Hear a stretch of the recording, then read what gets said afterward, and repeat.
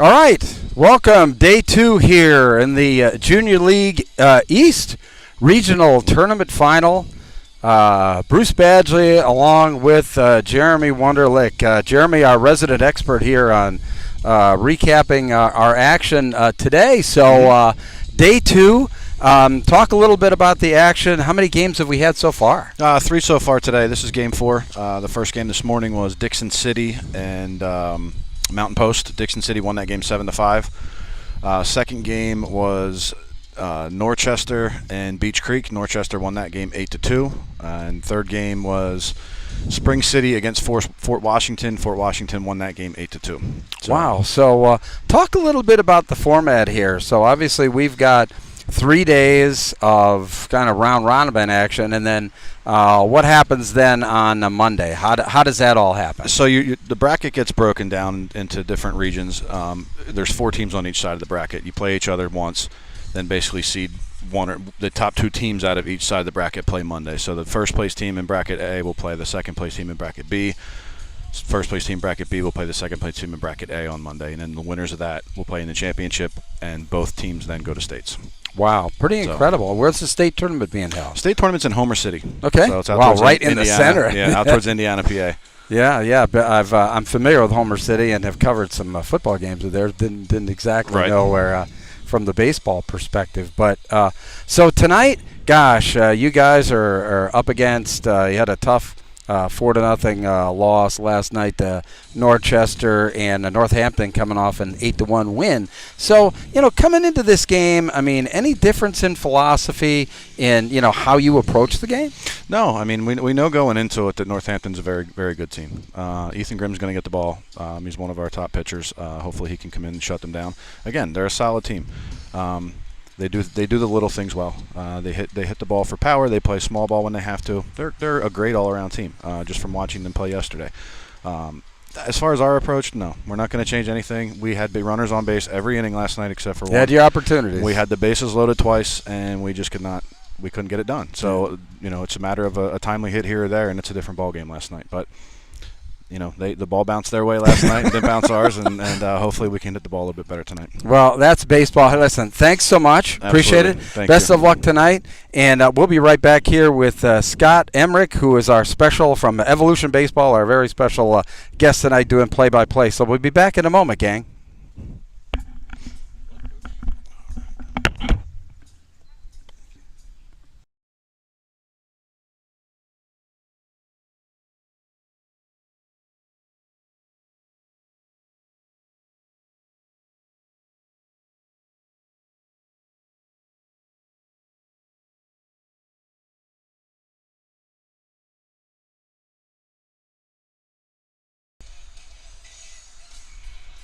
All right, back here at RULON GRIFFITH Stadium. No stranger to this field, Scott Emmerich from Evolution Baseball, our very special guest on play-by-play tonight, man. What do you think? I love it. It's a great day for it. It's been hot, but it's been a great day for baseball so far. Well, and actually tonight it's gotten really nice. A little bit of an overcast has come in, and boy, it's really comfortable for us. I mean, what a beautiful setting that we've got here. I mean, such a great amphitheatric setting here at Griffith Stadium, right, or Griffin Field? Nope, you got a great view sitting up on top of the hill. The grounds crew did a great job all week keeping this field ready to play. Yeah, so obviously we talked a little bit there with Coach Jeremy Wunderlich about the fact that Shillington coming off of a loss last night and Northampton coming off of a big win. I mean, you've been around baseball long enough. What's going through those kids' minds out there? Well, the Mifflin kids, hopefully they're not pressing too much.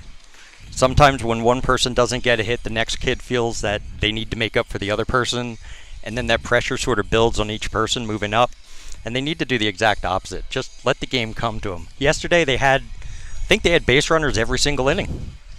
They needed a hit. They needed them to make an error. They needed something to happen. Yeah, and Norchester just had the one big inning. I mean, Detweiler really actually pitched a very good game. Pitched fantastic yesterday. Again, you're right. They just had one big inning, a couple hits in a row. Hitting is contagious both ways. Sometimes the hits fall and everybody relaxes and loosens up, and sometimes they don't and everybody tenses up. And they just need one person to sort of light the fire and get everybody else going. Yeah, and obviously being a baseball guy as you, I mean, you have your own baseball, instruction there, Evolution Baseball. Talk a little bit about Evolution Baseball. I mean, and what, you do. We were talking a little bit, here about the fact of, what you're trying to get out of Evolution Baseball. Talk a little bit to the fans out there about what Evolution Baseball is and what you're trying to accomplish with it. Well, what we are is we have a bunch of batting cages. We're located in Wyomissing. We're built around teaching the game, teaching the life skills that come from youth sports, the failures, overcoming failures, working through failures. And it's not just in sports, but just in life in general. You got to learn how to adapt to things and make changes and make adjustments. I always wanted to do baseball lessons. I love teaching the game. I love watching the kids as they grow and develop and start recognizing and identifying and making adjustments on their own. I think that's, for me, that's fantastic. I absolutely love watching that part of it. Yeah, and also, I mean, the fact of, like you talked about, the life skills involved and how sports, translates into real life, working through adversity, very, very small lessons, but that in the long run add up to good adults, right? I do. I think the life lessons you learn in sports are extremely overlooked, especially from a parent and a team game perspective. And it is. You learn how to interact with different personalities. You learn how to work within your own little community, within your own little family in the dugout. And I think that's something that is overlooked from up here when you look down. And you don't always hear how they're picking friends up when they struggle. And they get excited for their friends when they're successful. And those are things that I think that get missed. Sometimes that's sorely missed in real life too. Picking everybody up. All right, well, listen, we're going to have first pitch coming up in a minute. We're going to be back here in about 30 seconds. We're going to shoot the shot back out to the field while Scott and I get ready to call this game between Northampton and the Shillington Dodgers. So we will be right back with you.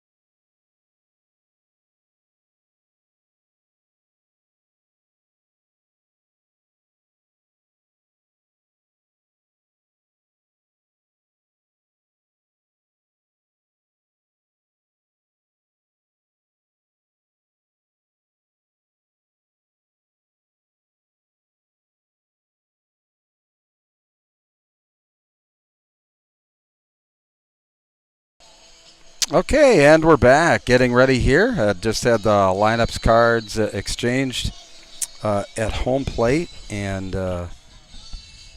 boy, we're getting ready for some baseball here, Scott. Thanks for joining us, man. I tell you, I know that the word that came out of my mouth when Jeremy said that you were going to be doing the play-by-play was wow. So, I mean, I was I'm honored to be alongside a real baseball guy. Not that I'm not a real baseball guy, but I'm not a coach like you, and who's so intimately involved in the game. So I appreciate the offer. I love coming to this field. I like watching these games, watching the kids. Well, good. Yeah, no, we're getting ready for some baseball here, and Gosh, we want to thank all the kind folks who commented on the broadcast last night everywhere we went, today around the field and on social media and stuff like that. Really had a lot of kind words. We want to thank you very much. We do this so that we can, promote these kids. And, quite honestly, Sports Solutions Marketing, is about businesses being able to be affiliated with high school sports. And, Scott, you understand that, there has to be some sponsorship involved or we don't really have any sports. Correct. I mean, there's so much expense that goes along with, getting these kids on the field and getting these broadcasts on the air. Sports Solutions Marketing, we've got some great deals. We've got some great football games coming up this fall. And we actually have a great offer in that if a business wants to sign up for a fall sports package, which includes obviously you can see the logos that are on screen, but also there's website advertising, social media posts that go along with this. And basically, if a business will support football broadcasts in the fall, basically we give them the equivalent package for the winter season absolutely free. And there's nothing for free anymore. So everybody's now is like jumping on all these like free gas things that you see. But hey, look, we've got free advertising here for sports. You can send us a text or call 484-797-8929. Love to show you how you can support these high school sports broadcasts so that these kids can get the type of notoriety that they need. So thank you very much for joining us here again on Sports Solutions Marketing. I'm Bruce Badgley, and my cohort in crime here tonight, Scott Emmerich. This is your first time doing play-by-play on a video? Yes. It is. Well, I got a feeling you're going to do quite well. So we got a 7 o'clock first pitch, 6:57. Pretty much on time. Yeah, I tell you what, things have stayed pretty much on schedule here. Thankfully, a lot in large part because of the weather, obviously. We haven't really had any kind of weather delays here over the last couple of days. And catching number 4, Bryce Wonderland. Going through the lineups. Batting third, right fielder number 20, Dante Casantini. Batting fourth, pitching number 10, Ethan Grimm. you were talking about Ethan Grimm. You've got some pretty high hopes for him tonight, don't you, Scott? He has a big arm, and just like with all pitchers, it's going to be based on can he command the strike zone. If he can command the strike zone, his stuff is electric. Yeah, but sometimes, and I was like last night watching some of the left-handers face a left-hander. You get a little wild out there. It might get a little. It does. It gets in some batters' heads that way too, but. Clearly, yeah. So when you see a pitcher, and strategy that you like, when you talk to your pitchers, what have you? Do you like to have them come out and start challenging the hitters early, or do you like to have them, kind of feel these guys out, especially in a tournament where they don't really have any, demonstrated history with these guys? Right. If you don't know the type of team they are, I typically will go after them. Be aggressive. I want you to feel confident that you can command the strike zone. I don't want you to feel like, oh my God, I have to be perfect. I have to throw the perfect pitch. Just throw it. There's a defense behind you. If they're a type of team that's swinging first pitch fastballs, things like that, then we make an adjustment. Right. At that Sure. point. Then you make some adjustments. But other than that, I want you to feel like you're the man on the mound. And if you're the hitters, are you telling your hitters to go out there and be aggressive, or what are you telling them? I think different philosophies there based on the type of program you have. For me, I'm an aggressive type coach. If it looks like a fastball, swing fastball. That might be the best pitch you have all at bat. Nowadays, with so many pitch counts becoming such an integral part of the game, I understand why a lot of coaches do take a lot of pitches because you want to try to work through their pitching staff. Sure. But my thought process is these are kids that are 14, 15, 16 years old. And you get a stage like this and you get an opportunity like this. Please repeat after me. If you see a pitch, go after it. I will keep faith with my teammates. And they're giving I the will keep my oath of participation here. Will be followed by the national anthem, and then we'll be ready for baseball. I mean, another incredible. It is. There's not a breath of wind. The sun is not going to be a factor. We've had a nice little overcast kind of come over. And, I mean, it's just absolutely fabulous. And, as I like to say, man, we're al fresco. I mean, we're just out here with the fans. Got our table set up. Beautiful spot here. Remove your hats as we honor our country with the And time for the national anthem.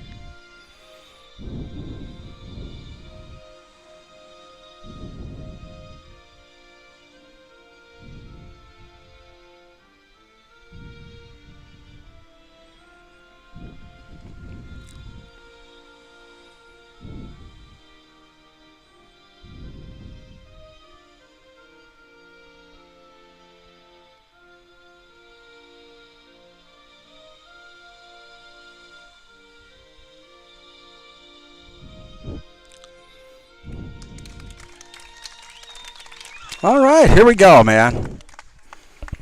Strap in. You know, last night was pretty snappy, definitely under 2 hours. So, Yeah. how does I'm always interested in that too, and those will be questions that I'll ask you. But, I just really like pitchers that pick up the pace. How about you? Both pitchers last night were fantastic with how they controlled the tempo of the game. Got the ball, got the sign. They were either they called their own pitches or the coaches called it, but either way, they got the sign. And they were ready to go. And they just executed it. And both pitchers last night were fantastic with that. Well, I think that helps their defense, too, because it doesn't Yes. really give their opponent an opportunity, I think, offensively to really kind of think about what they're going to do. They just have to react, right? And there were a lot of strikes thrown last night, too, which meant kids were swinging, they were aggressive, they were going after, so the games moved along. Yeah, we like that. That's for sure. Yes. Especially in baseball. So, want to thank Sweets and Eats Cafe for their support of the broadcast, Manor Golf Club, PA Fitness, our buddies over at Brood Athletic. Thank you so much.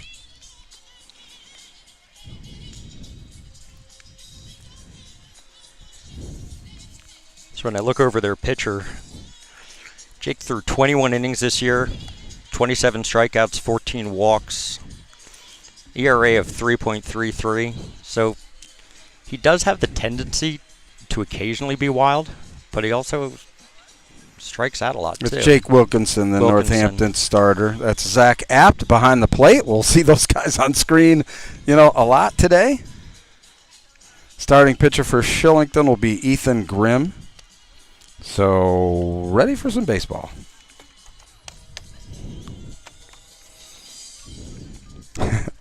Apropos playing Staying Alive, I mean, this is a tournament, so... Yeah.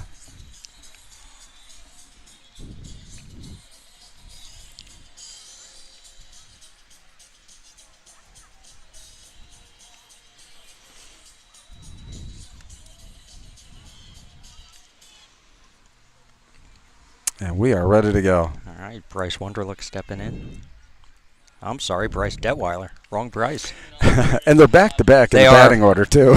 They are indeed.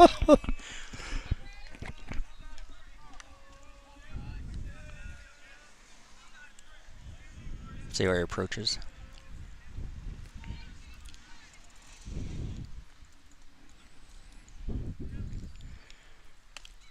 First pitch for a strike. And we're underway.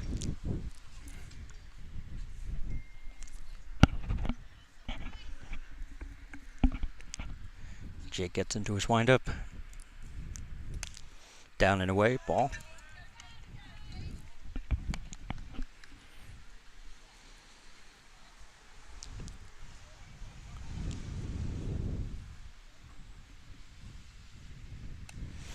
Down and away again, 2 balls, 1 strike. People know this.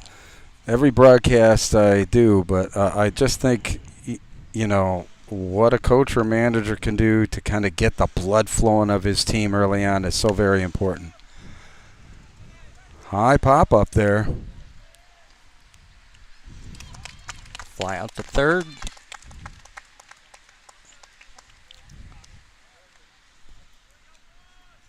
Now batting, catcher number 4, Bryce Wonderland. Now Bryce Wonderlick is coming up. Bryce had got nicked up a little bit last night. I was talking to him after the game, and obviously his dad being the, one of the coaches and manager there. I mean, wow, it was a very interesting conversation that I was privy to. Starts with a strike. So far, first 6 pitches have all been fastballs. And he just seems to be going right after him. He does.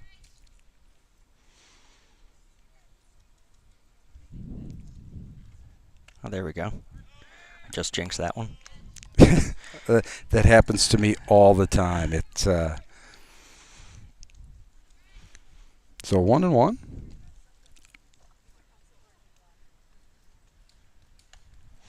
Up and in, 2 balls, 1 strike. So far, Jake does seem to try to mix corners here. Yeah, that's, I mean, as a coach here, what are you looking at your, the opposing pitcher to try and, figure him out the first time you're facing somebody? Well, that's tough. The first time you're facing somebody, you don't know if he's doing that intentionally or is that how he is. Is he effectively wild or does he actually command the inside and outside? So the first time through, I'm not really sure yet. So it's 2-2 here. Hopefully the batter spreads out, widens out, get a little closer to the plate with the 2-strike approach, put it in play. Just trying to make something happen. Yeah, and early on here, trying to get the blood flowing too, trying to get the adrenaline going. I mean, sometimes it's a little bit tough in baseball. It is. And it's like we talked about it earlier. Somebody has to be the fire starter to get that energy, get the adrenaline going. Here's a 3-2 pitch. And he walked him. Now batting, right fielder number 20, Dante Castantini. So Shillington last night didn't do a lot of, I didn't see a lot of bunt attempts. I didn't see a lot of hit and run. Would you do that early on as a way to try and get your team into some, after a loss? Probably not with the 3, 4, 5 hitters. I wouldn't with 1 out. Excuse me. I would try to let these batters try to drive the ball a little bit more, maybe have Bryce steal a base, try to take advantage of that. Because if you would bunt at this point, we'd have 2 outs with a runner at second base. Sure. But I was thinking more hit and run, especially with a left-hand hitter in there. Let's see what he throws here. And especially with that shortstop way over.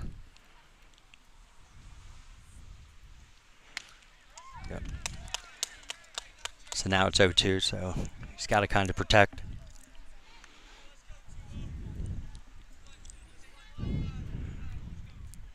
Very quiet out here. Yeah, it's back. Throw over to first. That's surprising on an 0-2 count. Why he would throw over to first? You think he's running? Just probably maybe just to let him know, I know you're over there. On an 0-2 pitch, coach might call a secondary pitch, a curveball, something in the dirt.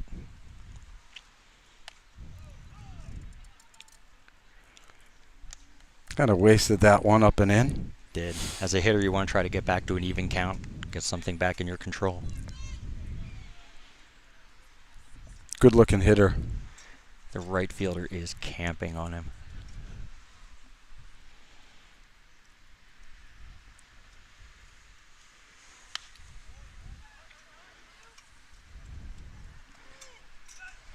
Wow. Almost nice turn at second, but Dante beat it out.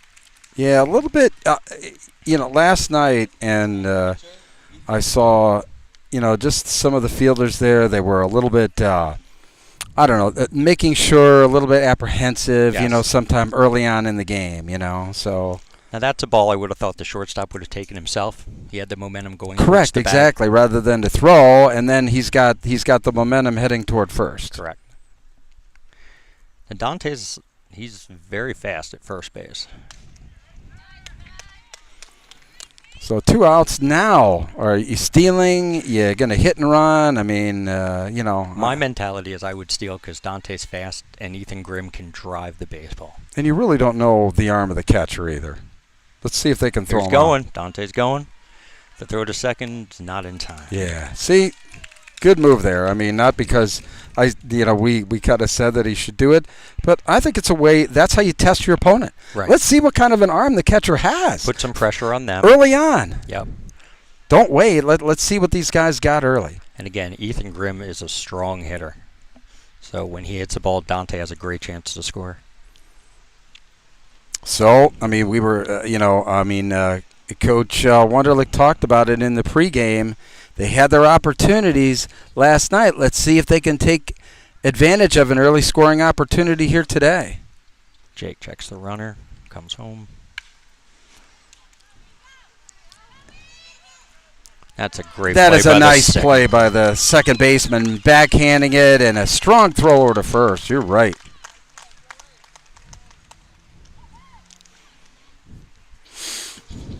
So I have it, and I didn't get a chance to do this. I got my scoreboard backwards. I should have the home team at the bottom, and Shillington is the actual Shillington is the visiting team. So I'm going to do a little housekeeping here. So I'll let you take over for a minute while I do my housekeeping. Sounds good. So on the mound for Shillington will be Ethan Grimm. 10th grader, big arm. Has a very big arm. Bryce Wunderlich's behind the plate. They've worked together pretty much over the summer, so they should have a good communication with each other. R.J. Weaver's at first base. Joey Berg's at second. Bryce Detweiler's at short. Matty Kohler at third.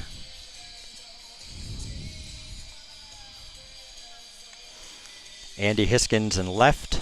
Reese Holt is in center. And Dante Castellani is in right. So I'll be curious to see how this team approaches Ethan. I would imagine they'd have an idea that he's has a very strong arm, so I'll be curious to see how they approach him, if they attack him earlier. Yeah, and we talk about I think that's the fun part about this kind of baseball is the fact that these teams have no familiarity, and so how do you kind of probe to find out, early on what you've got? And I think that that's very important early on to really find out, what you got. Well, the leadoff hitter will test him. He batted .462 for them this year with an on-base of .596, so he gets on base quite a bit. So we'll see how Ethan attacks him. Leading it off in the bottom of the first, center fielder number 22, Matt Riendu. So this is one of the pronunciations that you had to have some help with, right? Phonetically sounded out for me, Riendu. Grimm's first pitch is down and away for a ball.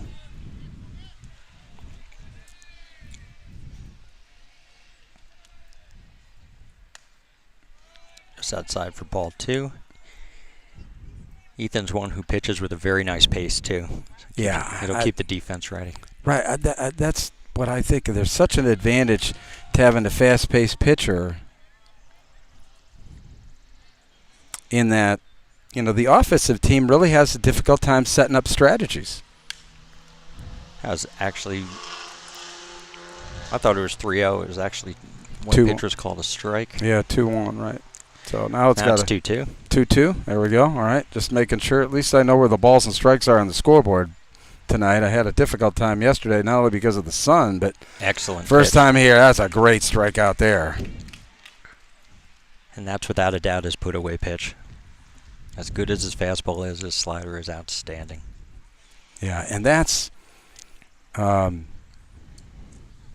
know, I think that's the difference maker with pitchers at this level, isn't it? A good hard slider? It is. Something that breaks down in a way hard. Now batting John Mendola, he's actually their leading hitter at 589 this year. Oh, my. Good-looking left-hander, though, digging in. Ooh, back to the screen. That's what we talked about, that wildness, and how that may or may not affect those batters. It's like, man, is this guy gonna plunk me?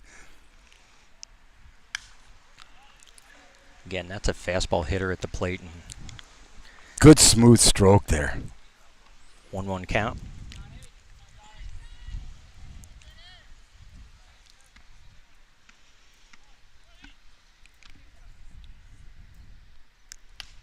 Excellent pitch. 1 ball, 2 strikes.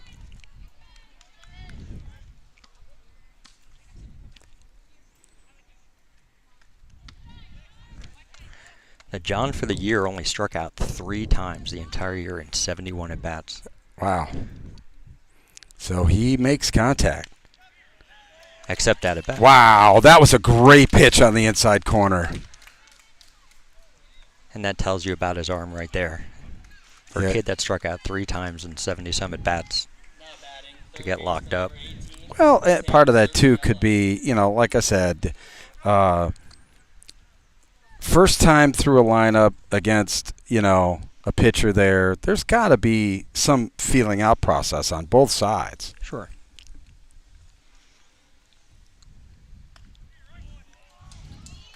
There he threw secondary pitch there. Yeah, I mean, nice breaking ball looked like. And then that gets the fastball where he can't catch up to it. So now he's 0-2. Yeah, see this is what I'm anxious to hear you talk about, and how these pitchers are working the hitters, and what the hitters are really looking at. And that's... Oh, that was just... I mean, that was a 59-footer he swung out. That was a filthy pitch, but he fought it off. Give him credit for that.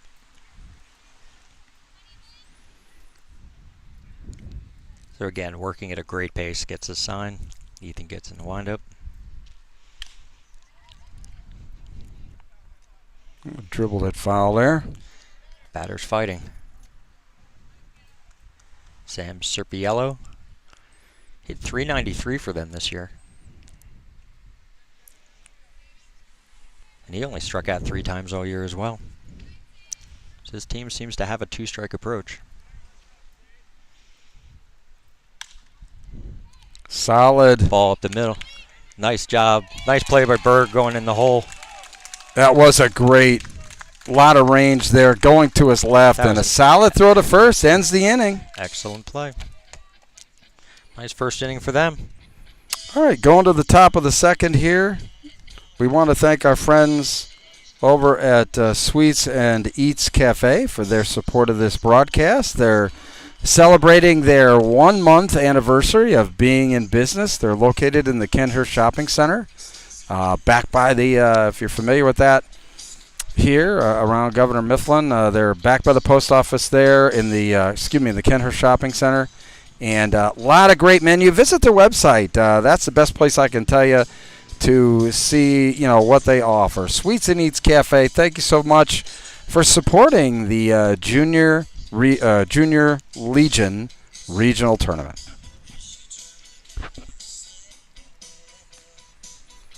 All right, Scott. So winning under their belt. I mean, still a feeling out process. It seems like both sides here. Both pitchers had a strong first inning, so they're probably feeling relaxed. They certainly are loose, and it's not really oppressive. It's actually, I think, a great night for pitching. Oh, it's fantastic, and I think everybody's heart rate probably slowed down a little bit. First inning's done. Now it's just going to basically be Matty Kohler coming up, Joey Berg, R.J. Weaver. If somebody gets on, do they move him up? How do they approach it? Yeah, absolutely. I think it's here's the thing too. I think that now it becomes like a challenge of, all right, Third baseman number 11. how are they going to get that first run across? Now there's all this angst, I think, built up in the Dodgers. It's like, how are we going to, get this run? And like you talked about, hopefully the guys won't press. Hopefully the game will just come right to themselves, right to them. Pitch down and away. Every first pitch Jake has thrown has been a fastball, first pitch. So that's something hopefully the hitters are starting to watch and pay attention to a little bit. Tall guy out there. He is. He snapped off a curveball. 2-0. Yeah, that was 57 feet. I think that was, Definitely had some depth to it. It definitely broke. it hit in the grass there, I think.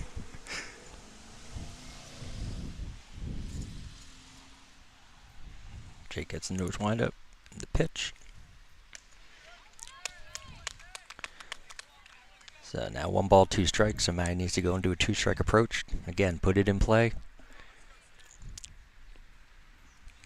Got to fight through these.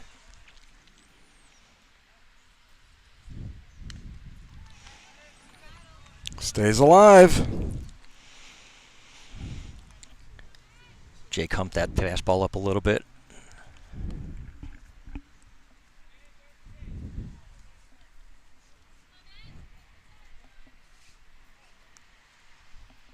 Jake gets a sign. Wind up. Pitch. Curveball outside. 2-2. You still want to have a 2-strike approach. Still want to just try to get the ball in play, drive it somewhere. Yeah, and I heard during a broadcast, you want to throw the pitch at 2-2 that you would throw at 3-2. You don't want to go, to a full count. And but he has worked him to a full count here. That thing is, you don't let the foot off the gas pedal here. You need Matt to still try to get a hit, drive the ball now. He's seen both his pitches. Yeah, I think that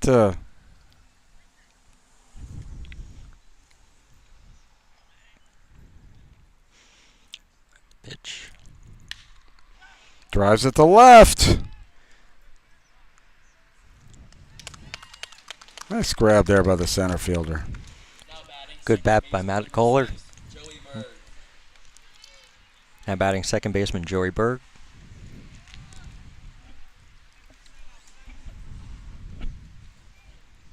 Yeah, it's for me, it's nice. Obviously, seeing the team for the second time here.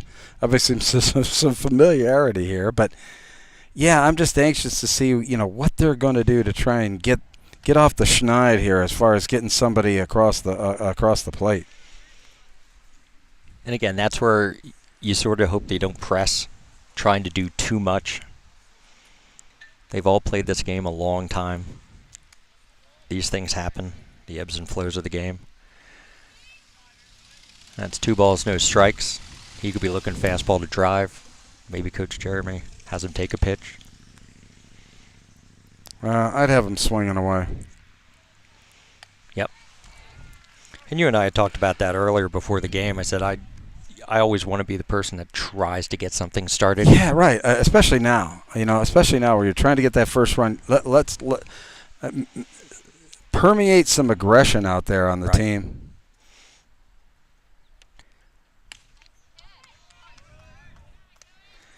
So 3-1, Joey should be looking for 1 spot. He's earned the opportunity to drive a ball here.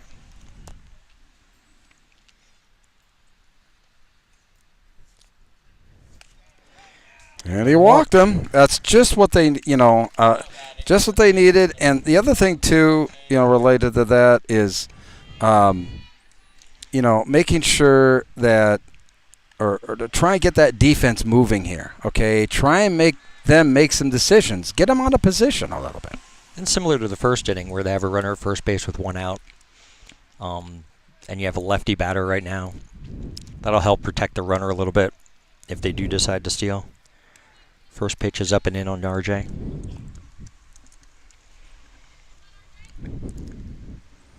Yeah. All of a sudden, Wilkinson having a little trouble finding the strike zone.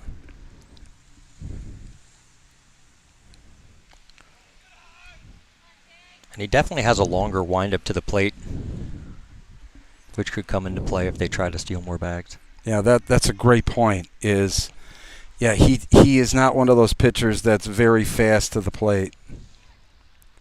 And he's trying to, obviously, being cognizant of that, hey. Maybe they're listening to the broadcast in the dugout. There we go. I wonder if that will ever happen. Would you ever do that as a coach, watch a broadcast while you're like in the dugout? No. Kids are far too unpredictable. Every time I think I have them figured out, no. Is there a rule that they can't have their phones on during the game? I would maybe a coach's rule. Uh-huh. Now it's 3-0. I would imagine he'd be taking. Yeah. Got that in there. But so again, 3-1 is still a great hitter's count for RJ. big open stance there. Fouled it back. That's exactly his stance reminds me of my stance there. Actually, the funny thing is that the stance that I try to emulate as a baseball player, for me, was Rod Carew. I thought that's how I hung in there. He got really and he low. looks, but he a little bit like that. 3-2 pitch. Inside. Wow, walked him again. So he's walked the first two batters. But yeah, I was right. Rod Carew got down there He low. got way low. Just try and shrink that strike zone, make that pitcher work. But yeah, Rod Carew kind of shows you the generation of baseball that I grew up watching. Now batting left fielder Andy Hiskin. And he's outside again. It's an interesting pitch call after walking two batters in a row, throwing a curveball there. And do you think the coaches are doing the pitch calls? I don't know. I'll try to watch and see if the catcher looks over. Yeah, I haven't seen him look over. That's why I asked the question. It's just eyes with the pitcher, and they're just going at it. Yeah. At least from what I see. Just like old-fashioned baseball. Yeah. And again, we've talked about that before. I don't think that's a problem either. Just let the kids try to work through it on their own. And it's a learning process. Oh, my. 3-0. That's Zach Apt behind the plate there and he's going out to just probably talk to Jake Wilkinson there. Yeah, I mean, something's got to happen. Just try to calm him down a little bit. And we had talked that in the beginning when we said he is a strikeout pitcher, but he is prone to walking people at times. In 21 innings, he's had 14 walks, but also 27 strikeouts. So, yeah, that's kind of the way it is. I think at this level of baseball, you're humming it, but sometimes you really don't know where it's going. Now, that can work to your advantage with these hitters, and like I said, we've been talking about that. Like a little, wildness there kind of stops those guys from digging in, but especially when you're a hard thrower. But, boy, he's one pitch away from loading the bases on free passes. And he walked him on 3 pitches, and the bases are loaded on walks. He's now batting Reese Hole. Now batting center fielder number 2, Reese Hole. And the Bombers just sent down Dylan Goodwin to get warmed up in the bullpen. So interesting, the Bombers have brought their infield in, which tells me just how effective they think that Grimm is going to be, that he's not going to give up a lot of runs, so they can't risk giving up a lot of runs. Another left-hand hitter digging in for the Dodgers. And a bunt. And see, I'll be honest with you, I think that's why the manager brought the infield in, is to take away the bunt. But that's just me. But then the shortstop and second base would normally play back for double play depth. Yeah, right. But it is a possibility, especially with a lefty who might be able to get it down. You got to get it over the plate. That's 2-1 now. Nobody put this guy. Again, good count for Reese to drive a ball. Oh, my, not even close. So at this point as a hitter, he should almost erase curveball or changeup from his mind and just sit fastball if he's going to swing. I think he is going to swing if he sees the pitch.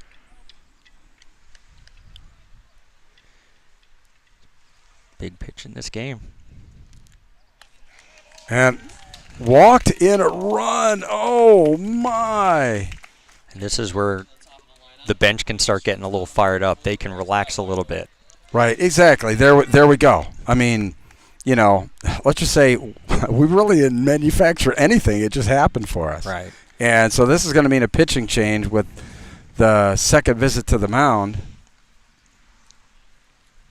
Walk the bases low. Walked in a run. Four straight walks to start the top of the second for Northampton. So that's all for Jake Wilkinson.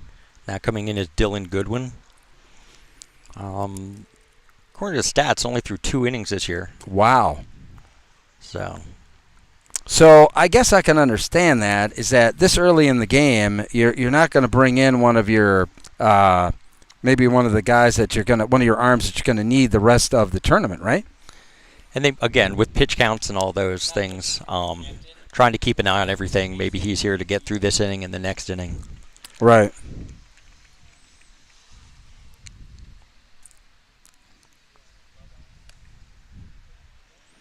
Yeah, that's a good point. Is that probably early on in a tournament, you're likely to see a lot of shorter stints of pitchers than really any other time, and then as it goes on, they're just going to do what they need to do. And that's something that's definitely changed over the last 10, 15 years with the pitch count rules and how coaches would just sort of run everybody out there.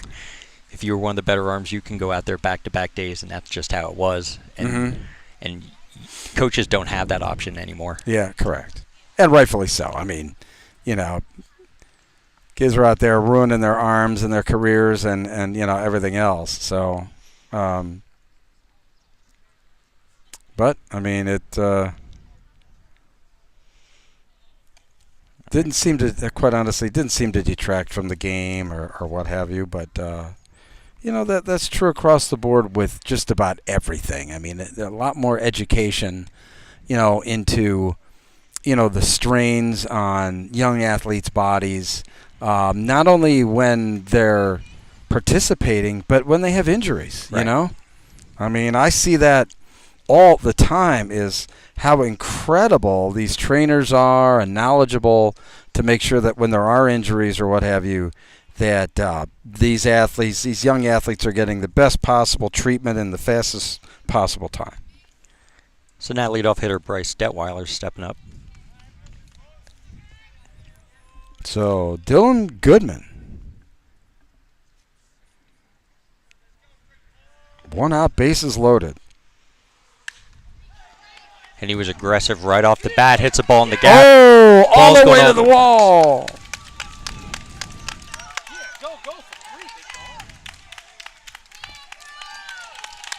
And a triple. Incredible.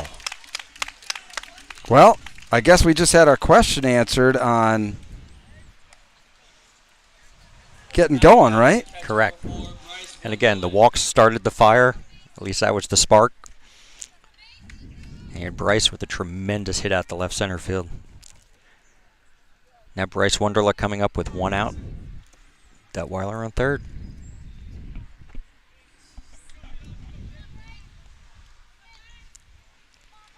Dylan comes setting the mound. And that should get a run home as well. Ground ball to short, over to first. But a run does score, as you said. So that's a very interesting concept to me, okay? That he brought the infield in when to stop a score, but yet when the opportunity with the runner on third, he played everybody back. Right. It almost seems counterintuitive. And it does, and some of that might have been where they were at in the lineup. Strength of the hitter. A lot of different things go through coaches' minds.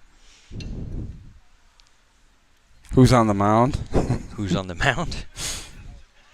That is correct. Dante sees a ball down and away for a ball. Well, our question got answered. I mean, that was only, I think, it was only the first hit for Shillington tonight. They've got 5 runs on 1 hit, right? Yeah. You don't typically see that. Yeah, you don't see that often.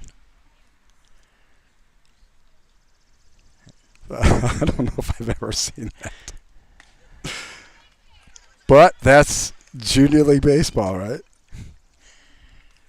There's a strike, 2 balls, 1 strike. Actually, we only have 1 out in the inning. I thought there were 2. Actually, there are 2 outs at this point. I was going to say, the scoreboard's wrong. Yeah, correct. Matty Kohler flew out to center field for the first out. Right. And Bryce Wunderlich grounded out to short. Okay. All right. I wanted to make sure that I wasn't losing it there. I have a tough enough time keeping up with the balls and strikes.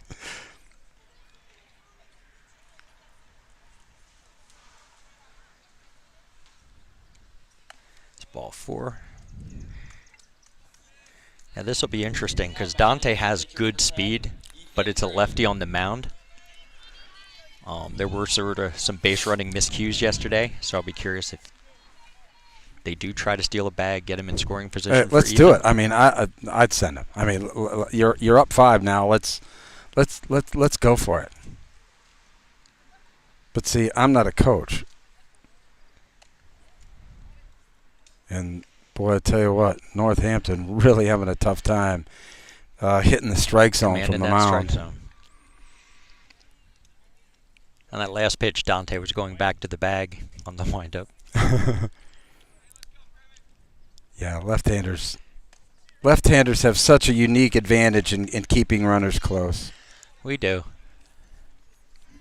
And usually the pitchers, when they're looking at first base, usually they're heading home.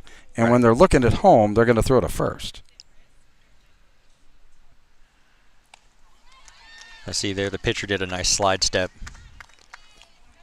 Didn't bring his leg up, just went quickly to the plate. And sometimes it's just as disconcerting for the hitter. Yep. Throws off their timing.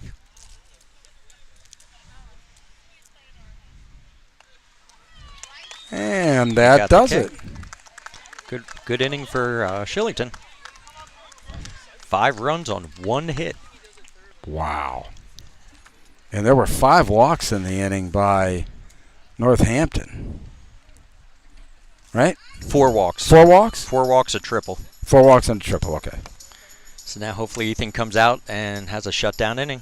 Again, that keeps up the momentum, keeps the energy level for the team up if you can get a shutdown inning. Well, fans, if you've got a business or know of a business who's interested in advertising on high school or youth sports, have them give us a call at 484-797-8929. Sports Solutions Marketing. Got some great opportunities with fall sports, specifically football, podcasts, also website advertising. A package that you would purchase for the fall season, you would get a package of equal value for the winter season along with that. So really a 2-for-1 deal. Basketball growing with leaps and bounds in the state. And that's not boys basketball, that's girls basketball as well. We'll probably be throwing in some wrestling this year. So swimming is going to be on the agenda. So a lot of great sports. And quite honestly, if there's a sport that an advertiser wants broadcast, we'll do it.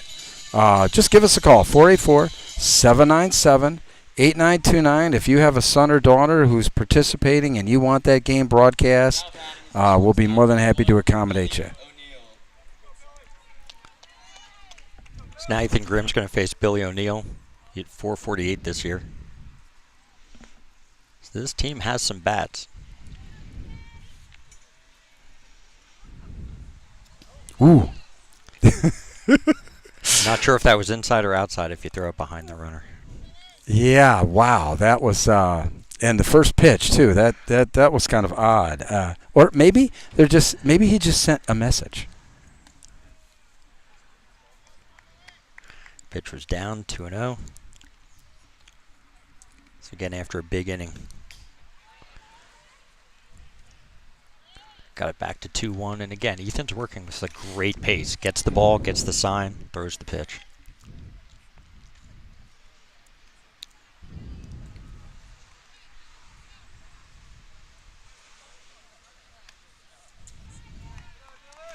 Missed inside, 3 balls, 1 strike. A lot of left-handed batters in the lineup for both teams. Both teams.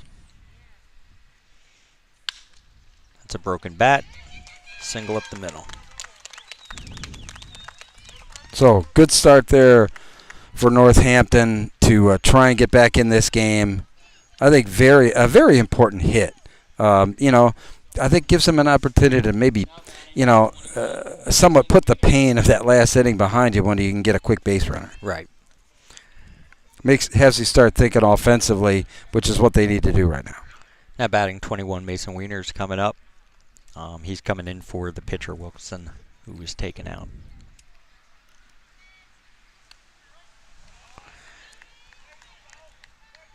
And Ethan is pounding the fastball inside on these lefties.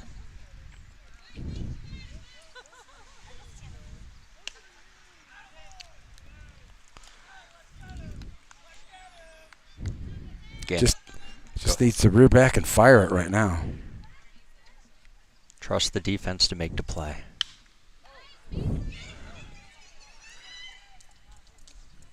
It's a good choice. Good play at first on the throw there. I think Ethan deflected that a little bit, but Joey Berg made a really nice play getting to that. At 27, Ryan Hickey's coming up. He's the right fielder.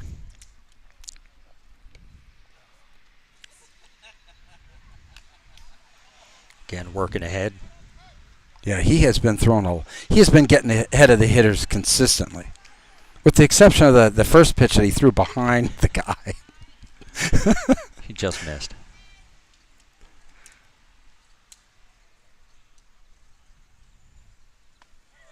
Ooh, breaking ball there. Again, has him 0-2.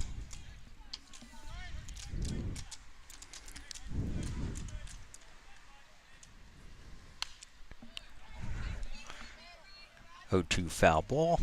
If you have to tell me if the ball is coming toward us, my friend. I got you. Okay. I'll jump over the table. All right. Just save the camera. I don't care about me. Just save the camera for the fans. Oh. Excellent pitch. Just got to throw it to first base, get the out. That's fine. Runner moved up to third. So is that in scoring? Is that classified as an error because the guy moved from second to third? No, he just moved up. There was a ball in the dirt. Catcher just gets the force out at first for the. Okay, so he just sort of moved up. Okay. Just similar, like if it was like on a ground out. Correct. If he just play, okay. Didn't know because it was a drop third strike. These hard-hitting scoring questions. Yeah. Now that's where his high-riding fastball is just, it's so good. 0-2 again.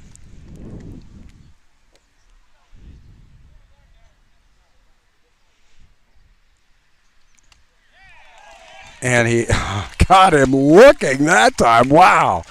Great inning there by Ethan Grimm. You can hear the energy coming from their dugout. Oh, right my now. gosh. Yeah, absolutely. I mean, as it should. I mean, yes. 5-0 and a great pitching performance that inning by Grimm. And, so heading to the top of the third inning with Shillington up 5-0. What do you think so far, my friend? It's been what I was hoping it was going to be, and that was just Ethan Grimm dominating on the mound, defense making some really nice plays behind him, and where yesterday they couldn't get that timely hit, today they got a couple timely hits. Mm-hmm. The triple, the ground ball to short, all brought in runs. And how about for you, like doing the broadcast? What do you think? We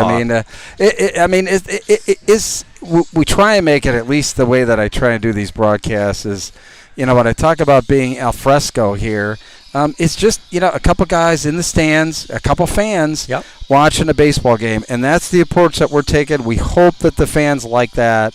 We're clearly we're not professional broadcasters, but definitely it's a style that, quite honestly, fans, I think, really endear to because it's real, it's genuine. It is. Plus, people bring me Mountain Dew, which is always good. Oh, my God. How many Mountain Dews did they give you? I have a handful. Apparently, I have an issue.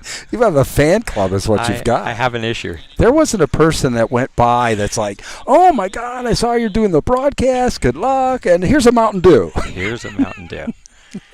Yeah, I'm not going to sleep well tonight. Are you going to sleep at all? Matty Kohler leading off. And foul back. Not that close to me, thankfully. So, and it has really turned out to be an incredible evening. Oh, it's gorgeous. Absolutely gorgeous.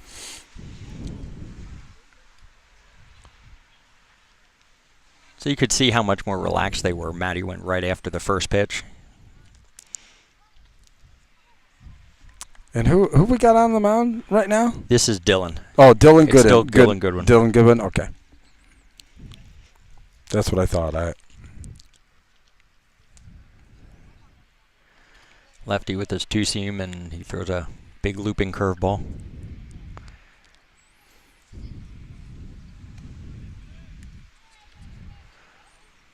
That ball got the umpire a little bit.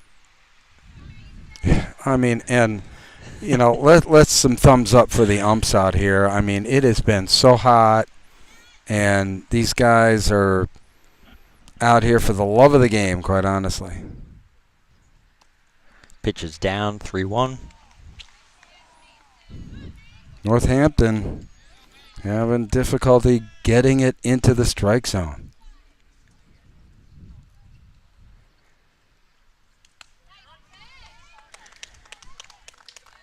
It's a good pitch, fastball on the outside, 3-2. So when pitchers start having trouble hitting the zone, does that kind of lull the hitters into some complacency? Sometimes.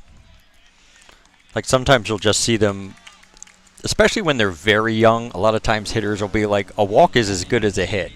When in theory, yes, you're getting on base, but it doesn't quite have the same, it doesn't always bring the same energy to the dugout. Well, here's the thing, too. Sometimes those walk is as good as a double. Because I want to see him test his catcher's arm right now, right here, right now. And this would be a great situation to see if Jeremy's going to bunt, move the runner up, try to get a 6th run.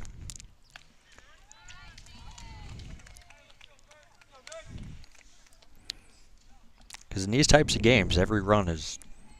You can never have enough. Yeah, it puts more pressure on the other team where they start to get tight. They start to press. You don't know these guys. Just in the same vein, now... That's absolutely a balk. Exactly. I was going to say, man, that was... All right, well, hey, that walk was as good as a double. It was, just like you said. So now with nobody out, will Coach Wonderlook bunt him to third to try to get that runner over to third? I gotta believe so. I gotta believe so. It looks like he's ready to square. And plus, you want to test the defense too. There seems to be a little confusion there. Exactly. That's not a guy who has pitched a lot. We may have more stats. Maybe we need to get some of these stats down to Jeremy so that, because here's a guy who hasn't pitched a lot. Bunt it back to the pitcher. Well, I guess you really don't want to. I mean, correct. You're really trying to bunt it to the third baseman in this situation, correct? Third base or first base, because he's a left-handed pitcher. He falls off to the third base side, so a push bunt to the first base. That shortstop's so far away, he's not going to be able to cover the bag on a play. I got to believe he got a bunt down the third base line. And the third baseman's in. And he was offering, but... He was, pulled back. This is what's fun about baseball because there's so many different things that you can do. And I think that the second-guessing strategy is like in the fabric of baseball, is it not? It is. Like as a left-handed pitcher, because I'm a left-handed pitcher, on this I would almost want my third baseman to stay back. Ooh, and he missed it. And the shortstop to stay home. Uh-huh. Because I think it's a lot of moving parts. Plus, my body falls off to the third base side. Second baseman could cover first base. We don't have a play at second base, so there's no. Correct. Yep. Yeah. But again, coaches, I mean, in the end, he just wants the out. Now this is where Joey just got to basically put the ball on the ground, hopefully to the right side to move the runner up. Yeah, with no outs, I mean, he's got to try and move the runner some way. And look at that hole on the right side. Correct. I mean, gee, that's what I talk about. Try and move the runner. Just hit it to the right side. Don't even bunt it. Just hit it to the right of the pitcher.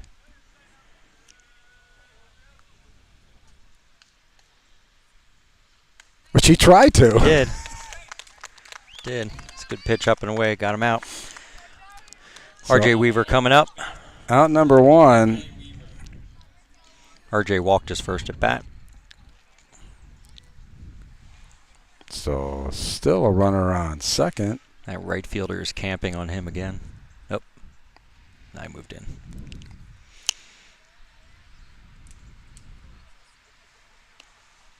And pitches down. And he just needs to hit this to the left side of the infield. I mean, the challenge with hitting it to the left side of the infield, if the shortstop or third baseman get it, the runner, it's a little harder for them to move up. Sure is. Well, they're not gonna. They're not. If it goes to the left side, they're not going at the crack of the bat. Now RJ does hit the ball to all fields when he's on. He can drive the ball pretty well to all fields.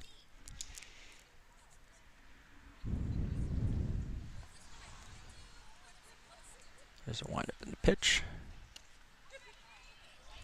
Ball three. Must have just missed low. And he doesn't seem to be throwing with a lot of velocity, even when he is throwing the fastball. Definitely not overpowering, but he is around the zone right now. What the heck was that? That was about a 5 on the Olympic scale for dives. Get a good look there of the runner and all the action on the left side of the infield there on what's going on.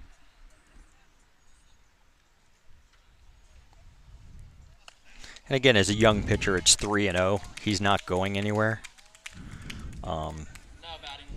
Probably more beneficial if he walks him at this particular point because it gives you more options for force outs. Creates a force. Andy Hiskin coming up, left fielder.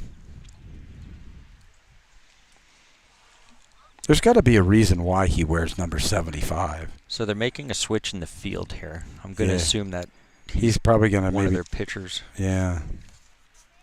That's number 35 out there. I didn't bring my binoculars. Yeah.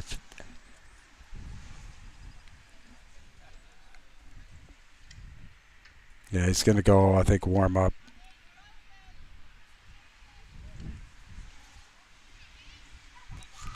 And that's Ryan Hickey that they brought out.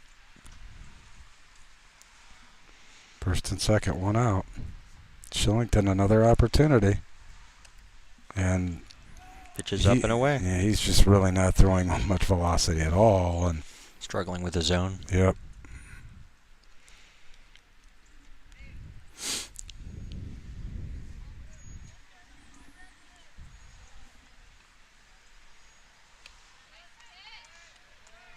That one's in there for a strike.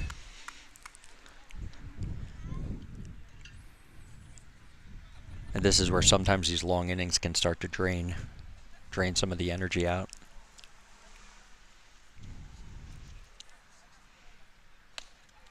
Yeah, that's the best pitch he's thrown in quite some time. I mean, good hard fastball right down the middle, and he blew it right by him.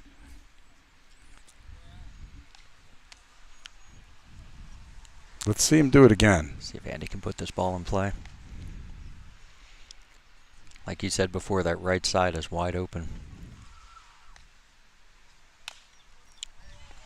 And you could see he was trying to hit it to the right side. Hit that one out of the catcher's mitt.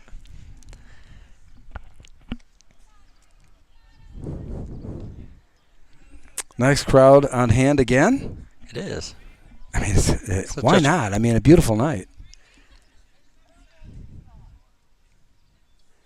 So we'll see how he approaches him. Got 2 fastballs by him, so I'd imagine he'd throw the same thing.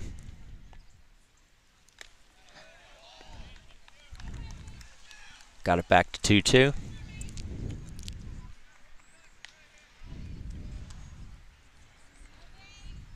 Especially with a pitcher who doesn't throw tremendously hard, you can sit fastball and adjust down. Well, I think a lot better bat control. I think Jeremy can kind of pick his spot of what he wants to do. Pitch is down. That was a good pitch, though. But it was low. They're making him throw strikes, which is important. Now, a full count, runner on first and second. I mean, I'm sending the runners if I'm Jeremy.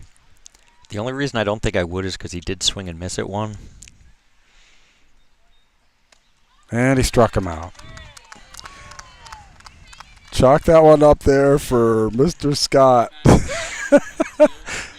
Because then you don't want to make that third out at Sure. third base. All right, I get it.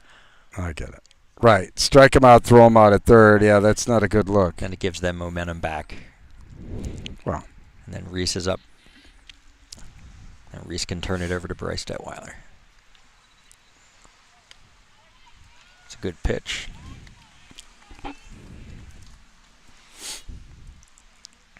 That was a strike. Wow.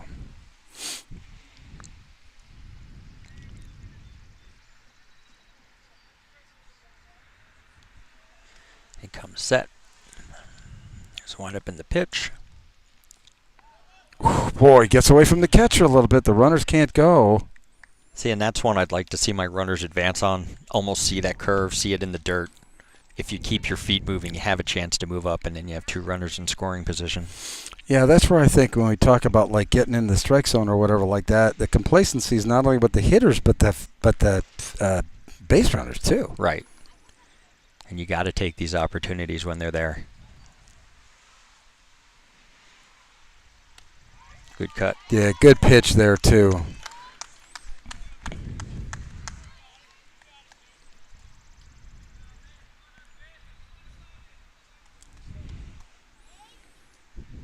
And these are things I'm sure coaches will talk to the players about in between innings, taking advantage of these things. Good fight. Still 1 ball, 2 strikes. As all the kids are flocking after the balls. Yeah, I tell you, last night we had a bunch. We had some issues with kids getting down in front there, but yeah, I mean that's kind of like instinctive behavior for kids is going after baseballs. Absolutely. I'd like to see that.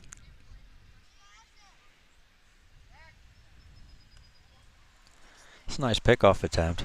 Timing was good. So you're going to do that with your second baseman with a left-handed batter? The second baseman was closer, so it's probably just a set play that they called. I get nervous anytime throwing to second base. More balls end up in center field. Right. That's a good pitch as well. Trying to get him to go for it, but That's a good pitch. a lot of 2s up there on the scoreboard. Deuces. 2 out. Number 2 at bat. 2-2 count. 2 runners on. There you go. Wind up in the pitch. That's a good pitch. They really made him wave, and that nice- ends the inning. It's a tough curveball off a lefty when you're a lefty batter. Yeah, absolutely. So another good inning, actually, for Shillington. They don't get anything across, but they, continue to keep the momentum, in their corner. I mean, how important is that, Scott? I mean, that that they continue to kind of dictate the pace of the game. It's huge. Momentum is it's so important, and it disappears so quickly, especially at the younger ages, because some of them don't have the knowledge or the experience of battling through stuff. Mm-hmm. And sometimes, I think Mike Tyson said it, everybody has a plan until they get punched. Punched in the face. And punched in the face. And sometimes when you get hit, they don't know how to punch back. And it's so important at this age to just keep your foot in the gas pedal and just keep going after them. Yeah, that like you said, I think that was look, you know, you were talking about, I'm sitting there like, hey, let's get a grace of the pace pads. Let's, like, you know, do it. And you're going like, well, you know, he swung and missed the last time. See, those are great things, you know, that you talk about that are going through the manager's mind down there because you're a baseball guy, you know, on why you do certain things in certain situations. And it isn't necessarily because it's that situation. You're bringing in the personality and the skill level of the player in there too. Right. And I don't want to get them in a situation where they're nervous or they're uncomfortable with wherever their skill set is. So now it's 8-9 top. So this is Albright, their left fielder. That's ball one from Ethan. I think that's the first time that he started an inning with a ball other than that one he threw behind the guy. But oh, good pitch there. Hitter had no chance. He was behind that from before he threw it. And again, Ethan just, when he gets locked in, and he's very confident in his fastball. He knows how good his slider is. And he's just going after these hitters. And the defense loves that. Right. Keeps them on their toes. Filthy pitch.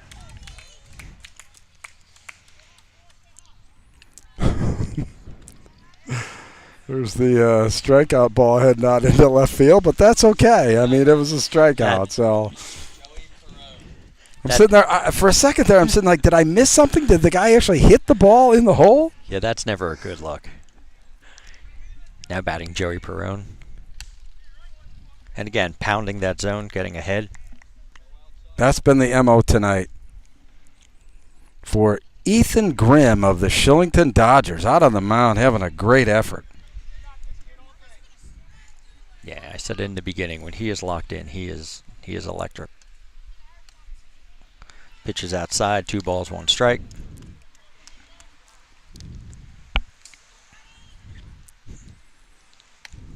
Uh-oh. I jinxed him. That's what we do on these broadcasts. I'm probably the worst offender. Oh, broken bat. Yeah, no way to get him. I think he was looking. I think he was looking at the bat rather than the ball. I mean, that was a helicopter out. Yep. Out there. Now, it never reached the fielders, but that had to be obviously disconcerting to the shortstop. He never even went after the ball, it didn't look like. Yeah, I think he thought the ball was hit harder than it was. But that bat died a good death for the player, so he got a hit out of it. Now batting center fielder number 22, Matt Riendu. Riendu, the leadoff hitter's up. He struck out his first at bat.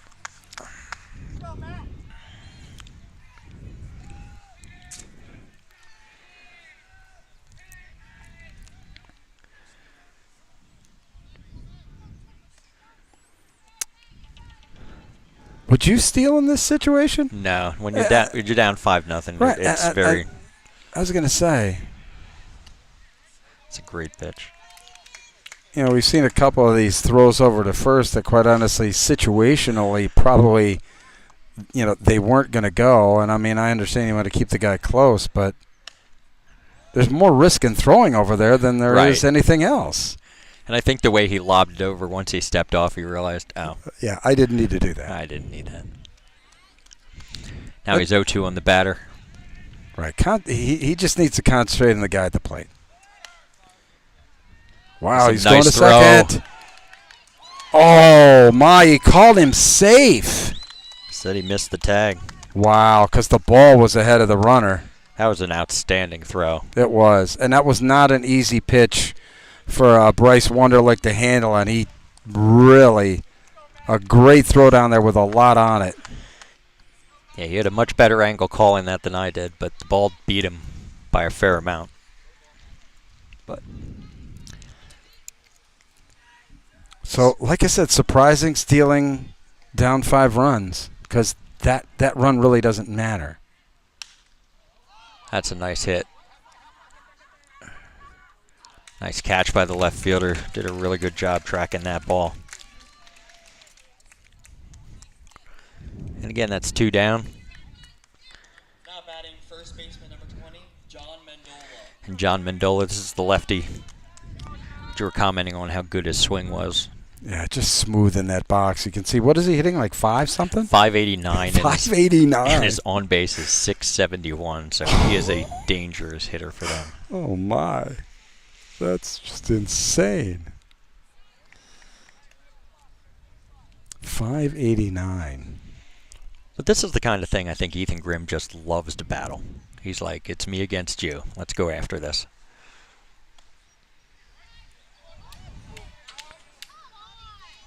Oh, that's 1-1. It's a 1-1.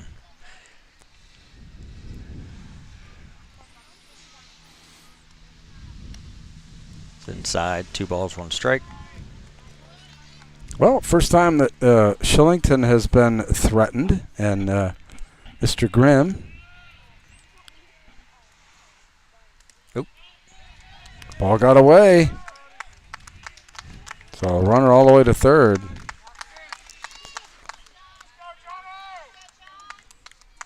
And for Ethan, I just think he needs to take a deep breath, recognize that he has. He just needs really to get good the stuff. batter. There's 2 outs in the inning.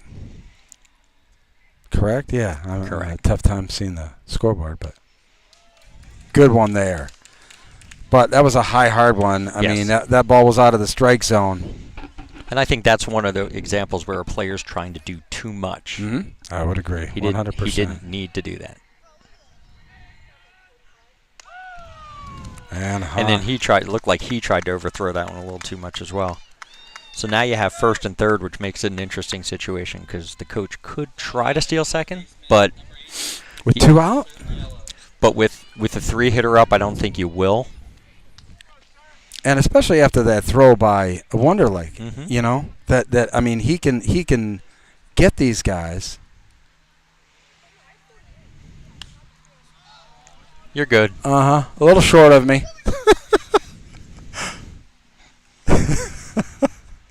Not that I'm getting a little paranoid, but I'm getting a little paranoid.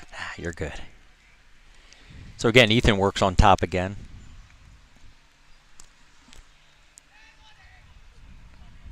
Runner at first does not have a big lead.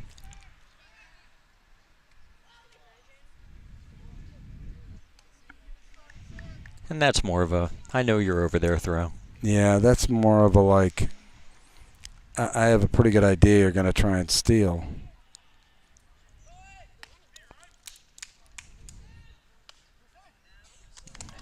Oh. So now the advantage of stealing is you have 2 runners in scoring position, where a single makes it very interesting. So 0-2 though. Yep. With 2 outs. So you need to hit a good spot with the pitch here.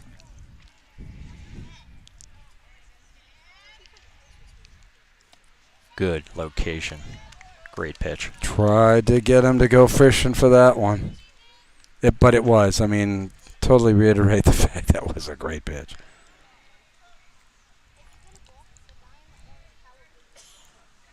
See the whole situation. And that's where the single now drives in 2 runs. Wow. Boy, what a difference that makes.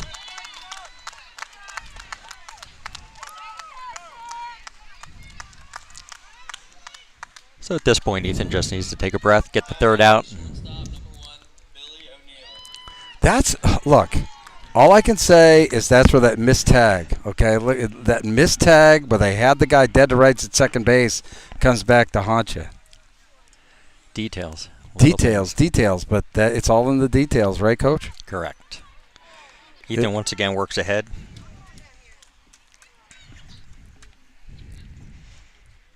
So 5-2 now. And the other thing this inning does is, unfortunately, it runs up Ethan's pitch count a little bit. Sure does.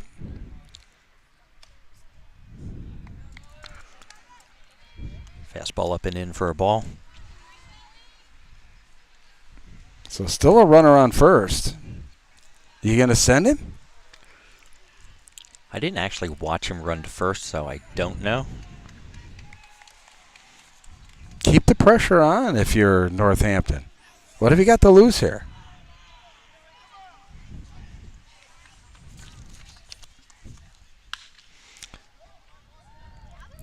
Nice play by the second baseman. Nice job. In the hole there, and Joey Berg with a nice play. well, Berg, I tell you what, that very important out there to stop the bleeding. But 2 runs in the inning there for Northampton completely changes the complexion of this game, doesn't it, Scott? It does. It puts a little more pressure back on Shillington.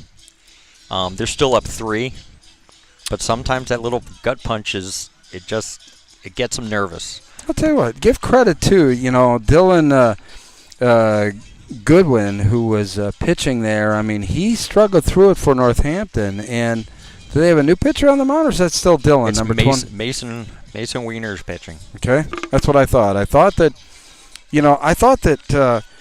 not having to, for Goodwin to get through to the next pitcher, I thought was very, very important. So, we'll see. What are the stats on, number 21? Who's that again? Mason.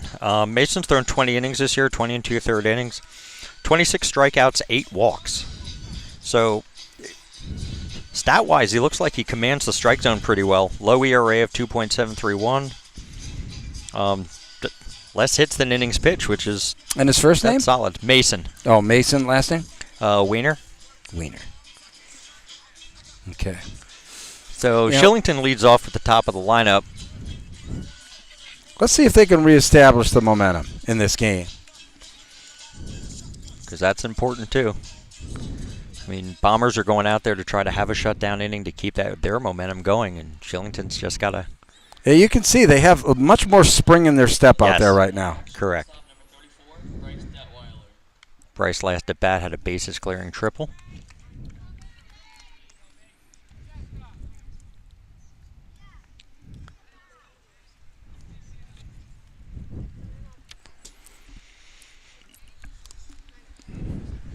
Mason gets his sign.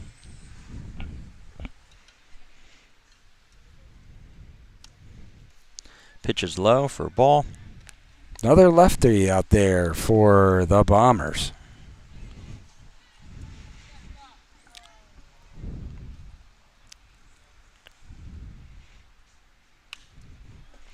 Pop up foul, and I think We're okay.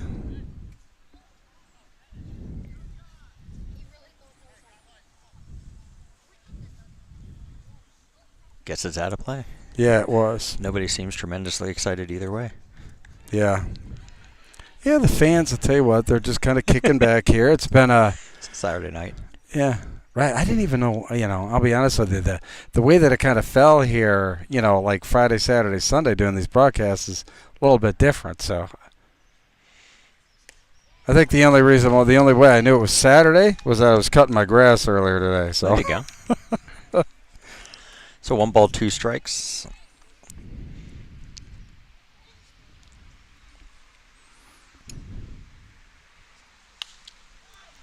Bryce pops up. High pop up on the infield. Third base calls it, makes the catch. Now batting, catcher number 4, Bryce Wonderlick. And catcher Bryce Wonderlick coming up.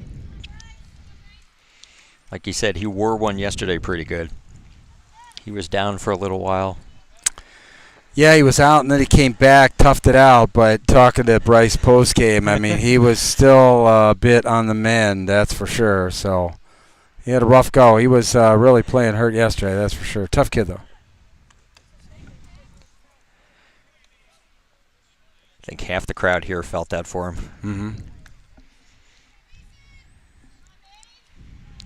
So 1 ball, no strikes.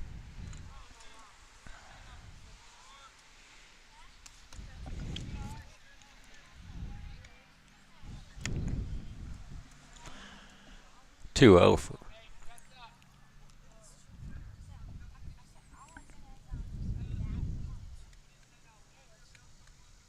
And here's the pitch. 3 balls, no strikes. It was a little bit short there. 58-foot fastball. Again, getting Bryce home would be huge. He has some speed. Can make things happen on the bases. And that meat of the lineup following him. There you go. All right. Another base runner there for the Dodgers here. 1 out. Now a runner on first base. Top of the 4th inning. They're still up 5-2. And Dante Constantini has both power and speed, so you can do a lot of things with him. Lefty, lefty. As a left-hand batter, I mean, it just didn't happen for me against a left-hander. That was another one, 58 feet. Started with a curveball. He's tough. The runners at first are not getting great jumps with the lefty, which is to be expected.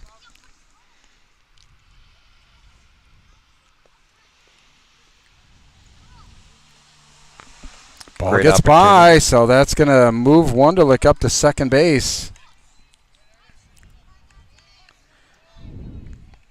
Struggling a little bit with the command right now. 2-0 count, yeah. 6 in a row. Not good coming in out of the bullpen.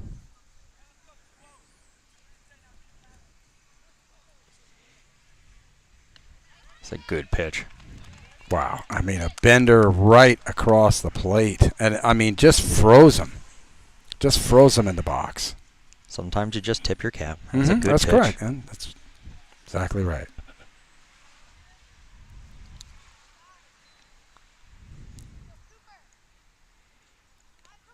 Again, nice job by the catcher there, keeping it in front. Certainly, I think that coach was cringing the fact that the catcher was trying to do a snap throw to second. But I like that Bryce was anticipating a ball in the dirt. He got a very good secondary lead. If that ball scoots away from him, he's at third base. That is exactly right. Well, that's what he should be doing, you know. And putting and that, like we talked about, making the defense make decisions, okay, by really accentuating that lead and being cognizant of the circumstance.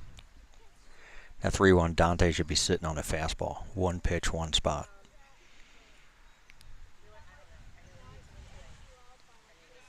Man, that was, and Bryce going for it. See. And he's out. Oh my. And that's a difficult read because the ball, it was in the dirt without a doubt, but it never got by the catcher. Catcher didn't have to turn sideways. That's a tough read. It's a tough read to get thrown out at third on a walk. Yeah. It's been a long time since I saw that. I think he thought the ball bounced further away than it did. It bounced right into his glove. I would agree. I think he thought that the ball was going to get by him. Ouch. So 2 out now, a runner on first. So now he's going to maybe ask if the home plate umpire had a different view or a different angle. So what would you be complaining about? I think he thought maybe he got it under the tag, and maybe the home plate umpire had a better view. That would be my guess at what the conversation was. Okay. So again, Dante has above average speed at first, so maybe you try to make something happen with him. Boy, he's had a lot of great shots. I tell you what, Zach Apt, I mean, the catcher has really been tested for Northampton here in this inning. He has really performed well. Zach has done a really good job handling some of these pitchers and the balls in the dirt tonight for them.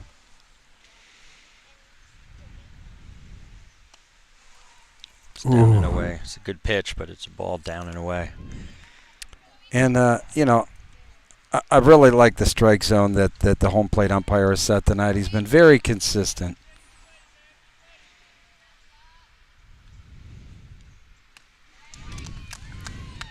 Throw to first. And he got back. Zach up there. He's wanting to show the arm. Shades of old Manny Sanguian. You Pirate fans remember Manny? He was the king of the snap throw. He and Tony Pena, Benito Santiago, we're dating ourselves with We these are. names. Pitch is outside. Ethan Grimm now is in a great hitter's count at 3-1 for a strong kid who can drive the ball.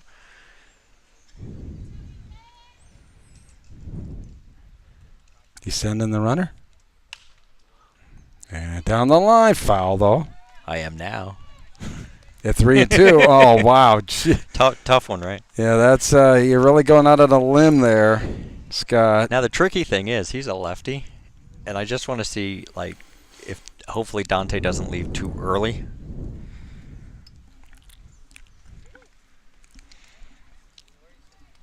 Because you don't want to definitely don't want to get picked off with your 4-stick up. Yeah, as the pitcher was thinking as well. We lefties think differently. But the runner was barely off the bat. Right. He was expecting that, I think.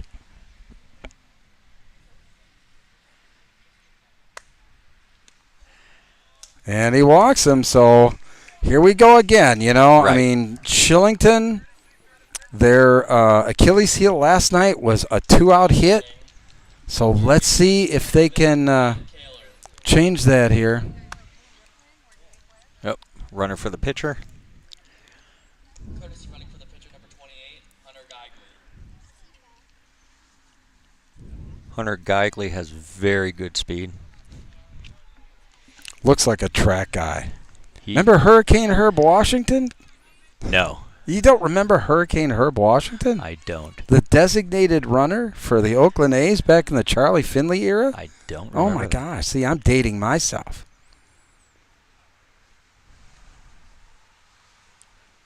That's a good hit if it gets down. Yeah. It's a good swing. But right to the center fielder to retire the side. Heading to the bottom of the 4th now. Shillington's still up 5-2 there, Scott. I mean, I want to thank our sponsors today. Sweet and Eats Cafe. Really appreciate the opportunity here. They're in the Kenhurst Shopping Center back by the post office, celebrating 1 month in business. All you fans coming out here, or really any of the Shillington Dodger fans, check them out. They support your team, and we talk about this all the time, Scott, but fans need to support the businesses that are supporting youth sports. That's for sure. It's so important. It is, because the small businesses want to give back, and that's one way to help. Want to thank Brute Athletic for all of their support over the years. They've got some great new polos coming out. I'll be sporting that at the Mid-Penn and Lancaster Lebanon League football media days in a couple of weeks. These things are incredible. These sublimated polo shirts, golf shirts. I'm sure that my golf league buddies are going to be like just wondering where the heck I got those. So Brute Athletic, check them out at brute.com.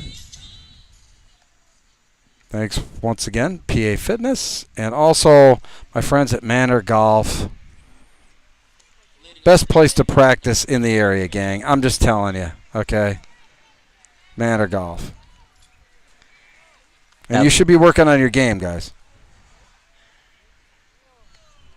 Heath Grimm's first pitch is outside. He's facing the other pitcher, Mason Wiener.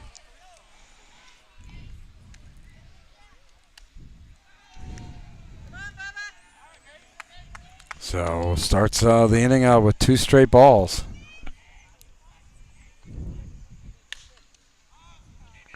Pop up to second. Joey Berg surrounds it and brings it in. Ball not well hit. You know, Grimm pitching to some contact, but it really hasn't hurt him. So 1 away here in the bottom of the 4th, moving right along here in this Saturday action. So Ryan Hickey batting now for the Bombers. Again, Ethan Grimm working on top as he's done with most hitters so far tonight. Good pitch there. 0-2.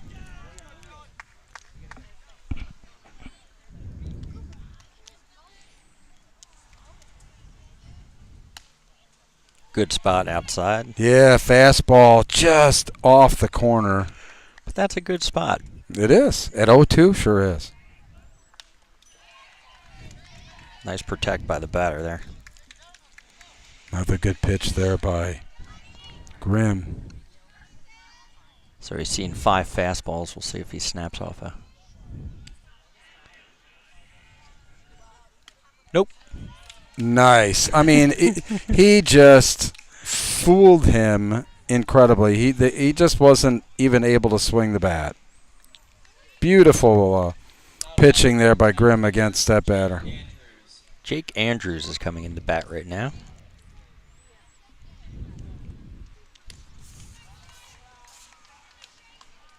I think important here for Grimm to kind of make it a snappy inning, kind of get the momentum back to the Correct. Dodgers. Correct.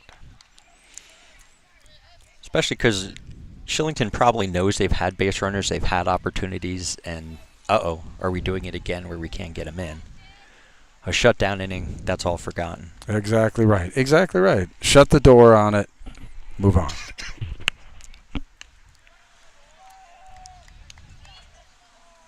So 2-1.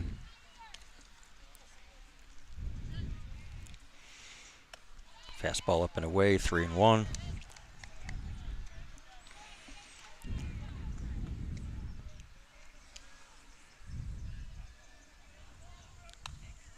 Three-two. Wow. He looked like he wasn't going to swing at that no matter what. Correct. I didn't even see the umpire give a ball strike call on that. He just sat there. Fouled away. Out of play. Now we're starting to get one of those spectacular sunsets we get here at RULON. Oh, my God. Yeah, it just... So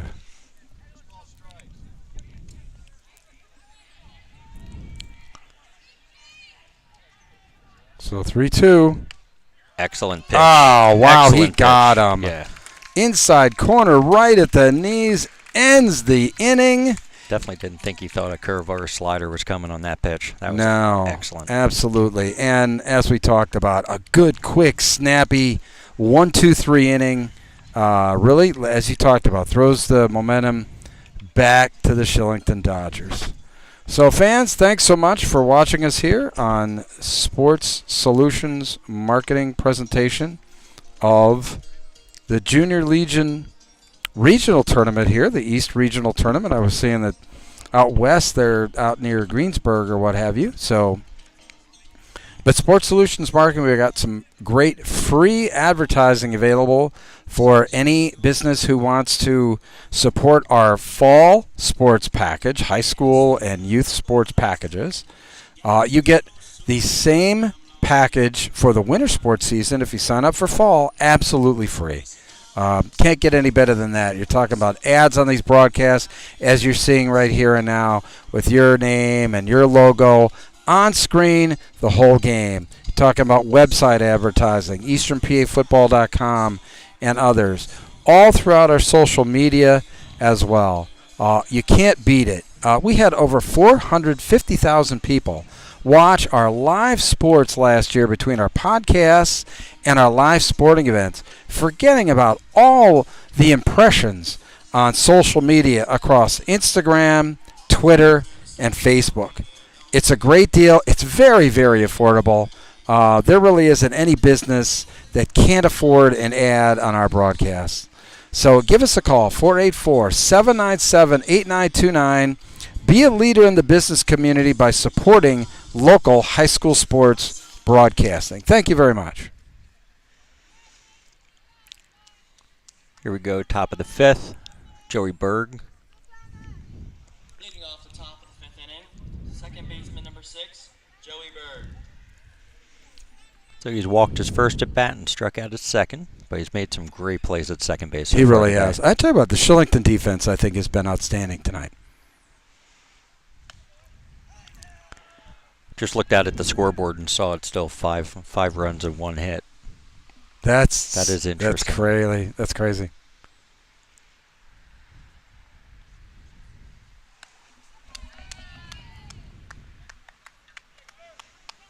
Swing and a miss, 1-1 count. Mason's done a nice job coming in. He's played a solid second base tonight, that's for sure. Another swing and a miss. Pitcher settled into a nice little groove. Yeah. Yeah, he started out a little bit wild. I think his first 6 pitches were balls, but he's really starting to fire them now. All the more important for Shillington to try and get something across the board. Yeah, you try not to give the other team any opportunities. Just builds up their energy. Mason's wind up in the pitch. Down and away. And he's throwing with good velocity. He's throwing as hard. He's throwing harder than anybody for Northampton tonight.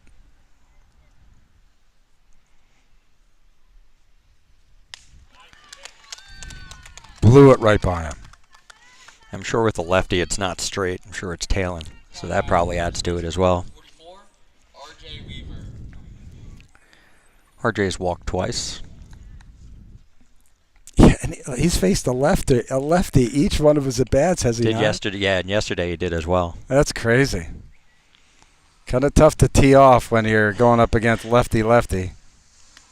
It's a good pitch.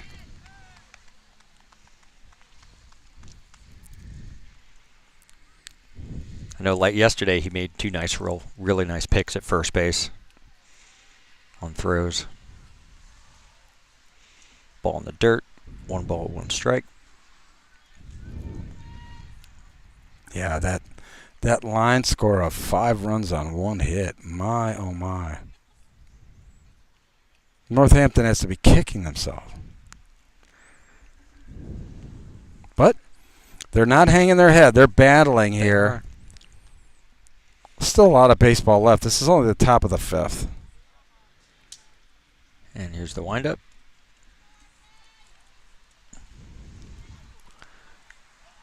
Two balls, 1 strike.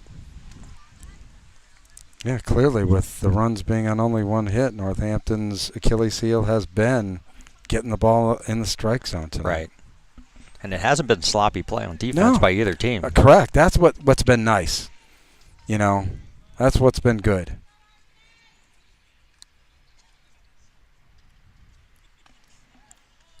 Pitcher's outside. 3 balls, 1 strike.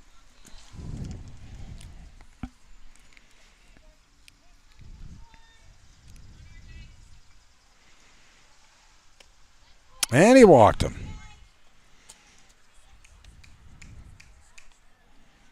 So with only 1 out, I mean, are you trying to get the blood back flowing if you're Jeremy Wunderlich over there? This is why he gets paid the big bucks. Yeah, paid the big bucks there, but it's always a pleasure to talk baseball with Jeremy, and he starts the program off with us with the recap of the games and a preview here. Love the coach's corner before the game. A star is born.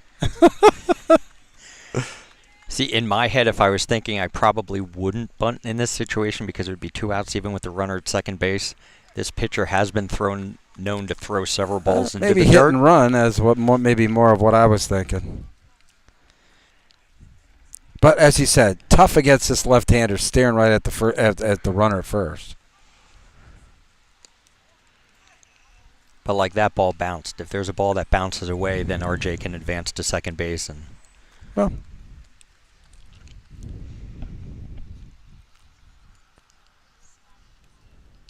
1-1 count.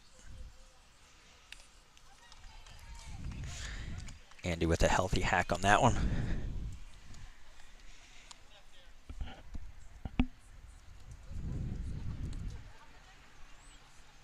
So 1 ball and 2 strikes.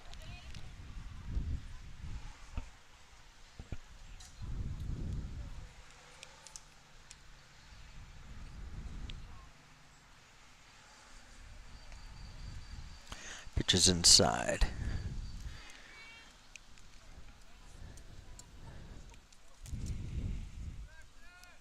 2-2 count. RJ Weaver at first.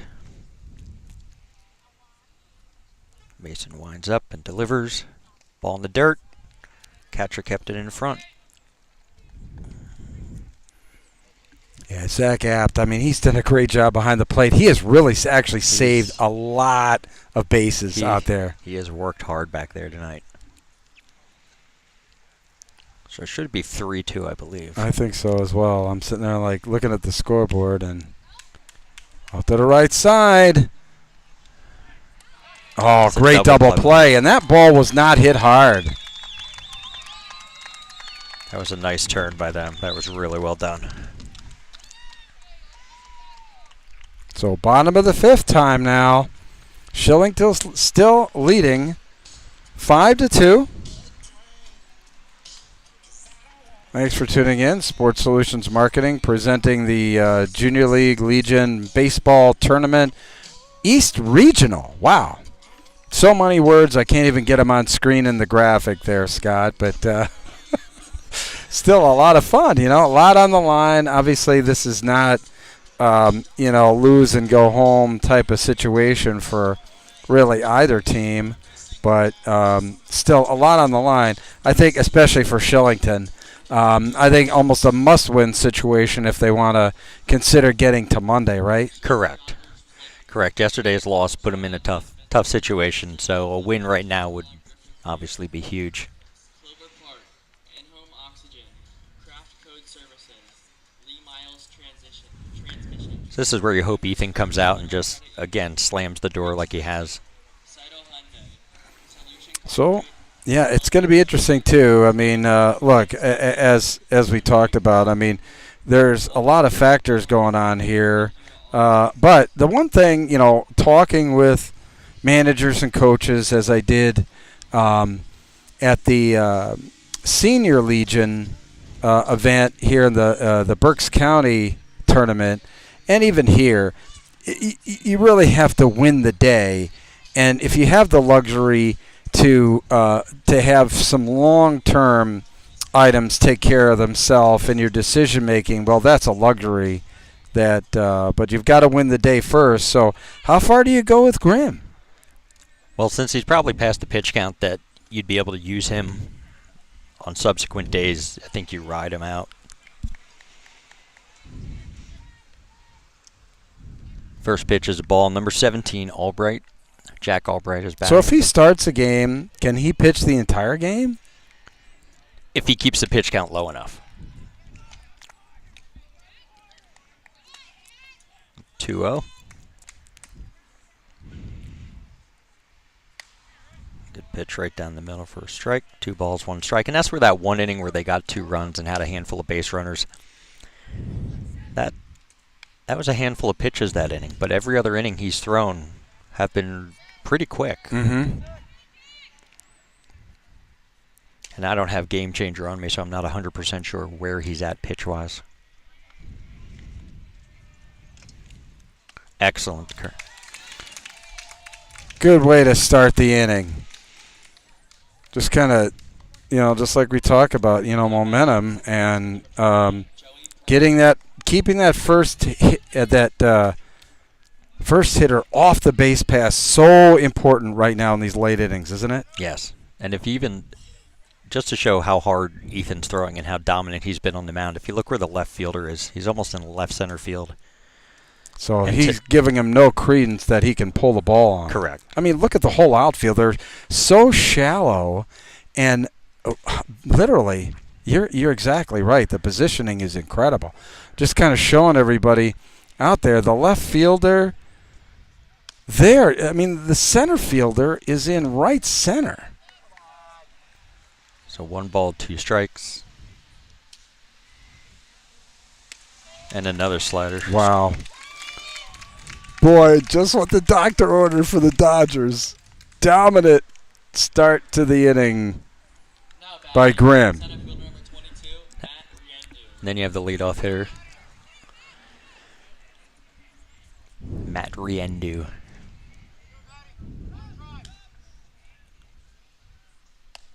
Pitches up.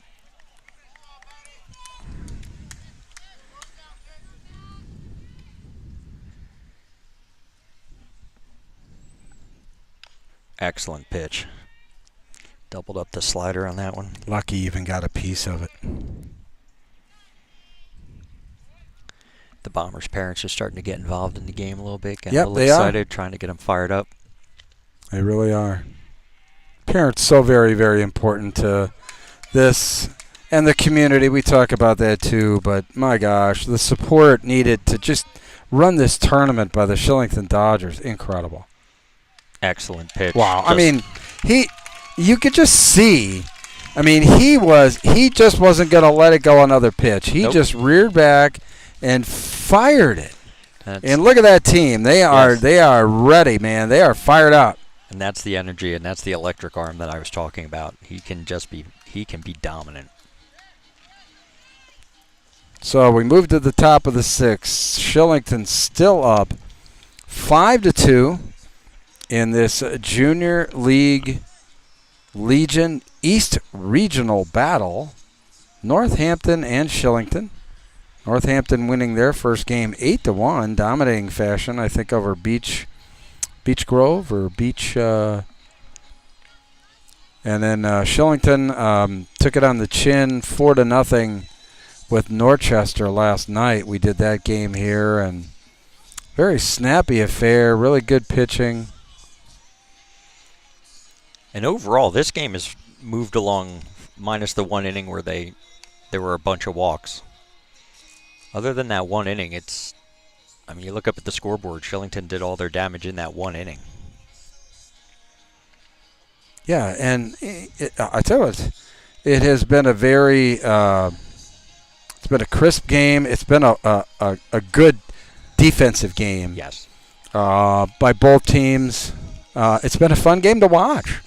Because of that fact that the defense has played well, that it's been, crisply played.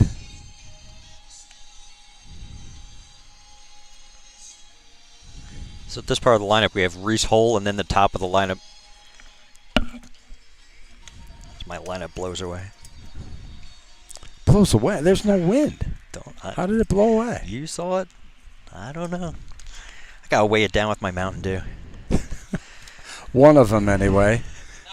How far along are you? I know that one's done, actually. I'm going to move to the next one. Okay, I was going to say. And look, those aren't regular size. I mean, these are like the industrial size. These are like the 55-gallon drum equivalent.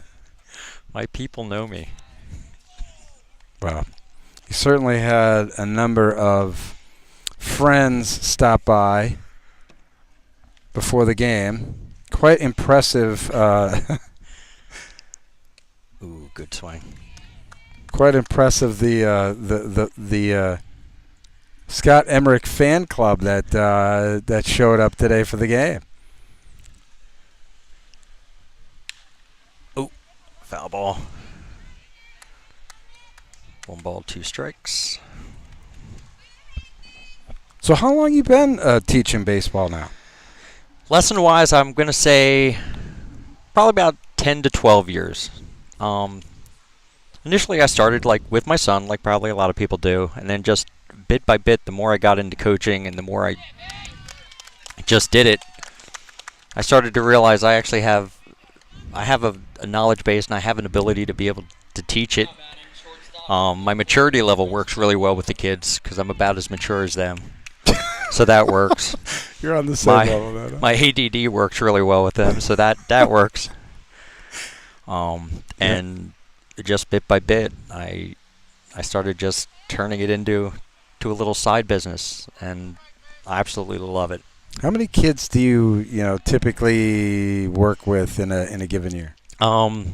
See, that's tough. The off season, once the fall ball season's done before and up until school ball starts, it gets very busy. Myself and the other coaches we have easily over 100 a week. Wow. Wow, that is getting on it. And we also have one of our coaches is a fast pitch pitcher. He's actually won national and world titles, so he works on the softball side of things,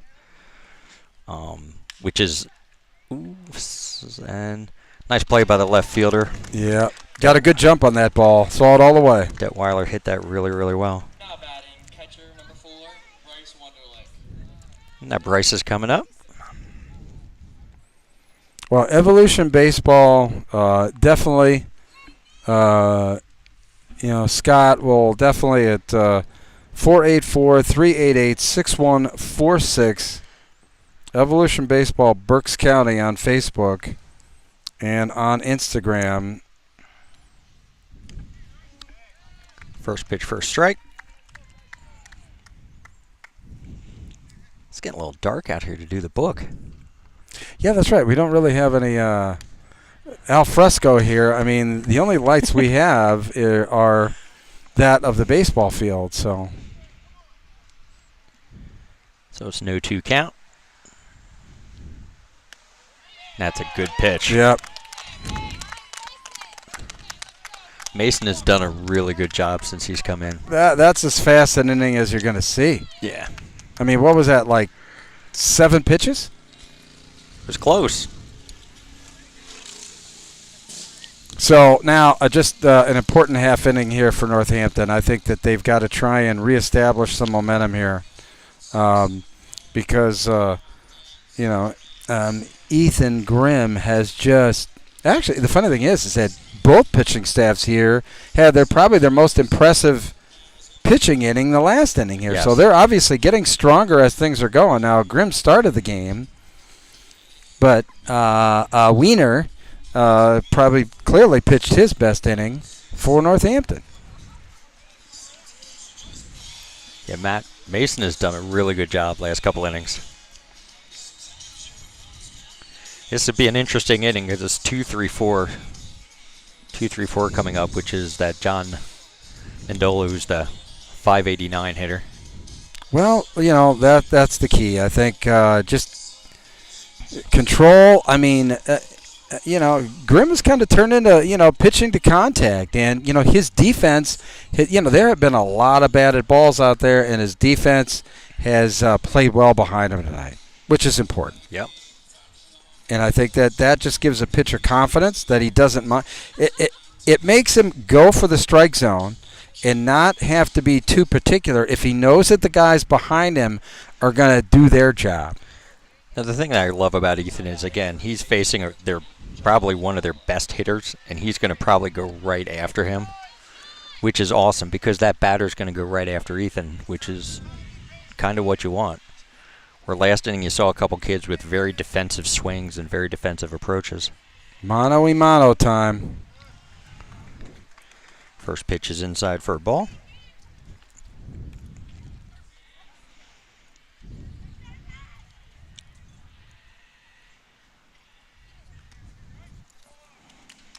Doubled up the slider.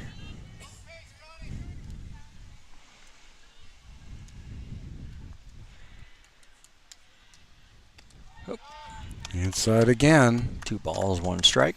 Yeah, but I think that's the right move. I think you try and jam this guy. I mean, you let him extend his arms, he's going to knock the cover off the ball. He is a big, big boy. 2-2 count.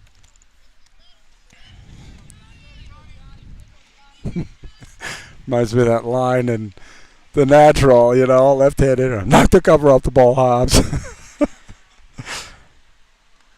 Check it. Ooh. He did. Ah, man, that was close. It's a 3-2 count.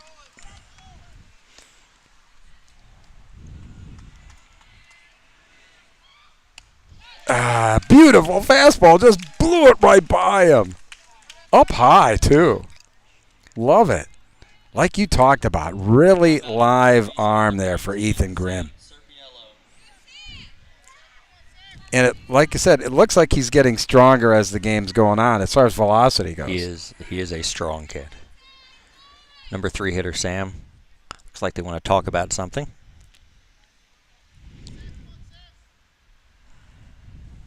And it doesn't look like it just looks like Bryce Wunderlich there and Grimm are the ones that there's no Bryce is not looking in the dugout to Dad for the pitches. They're just going at it. Going at it as well. And again, they've pitched and caught for the whole summer, so they should.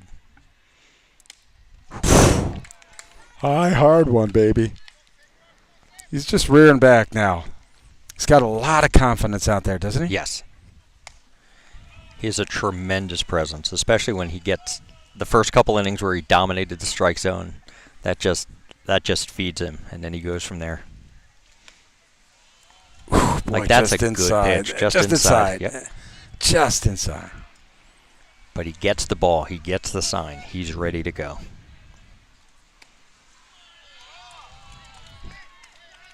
Just missed outside.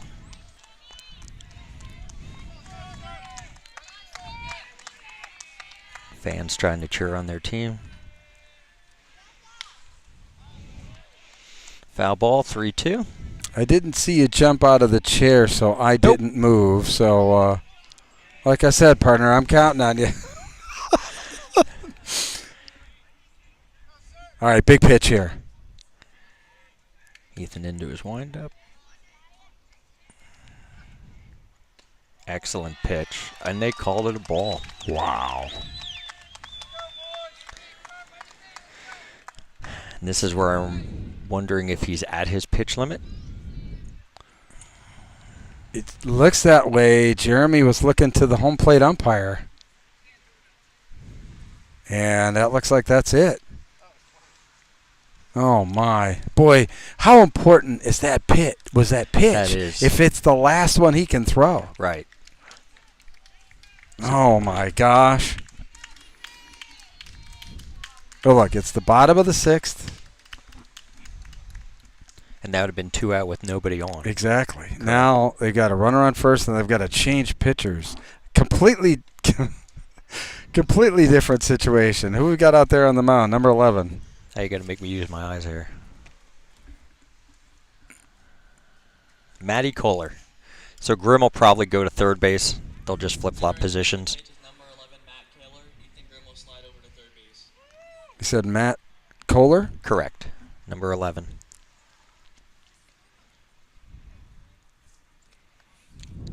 Typically fastball, curveball. A little bit of run on a fastball. Uh-huh.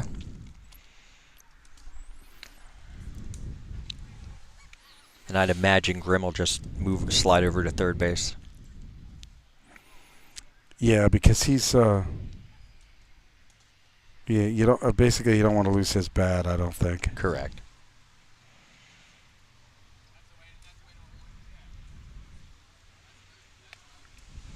And I tell you what, just as you talked about, I mean, one of those incredible sunsets with the clouds and, you know, my, oh my. Kind of the wispy, I don't know. I guess this is where if you're a meteorologist, you can, like, you know, whatever the, they're definitely, I don't know if they're cumulus nimbus or, you know. Second I graduated high school, I forgot those things. Their 4-hitter O'Neill is up. Oh, I'm sorry. Yeah.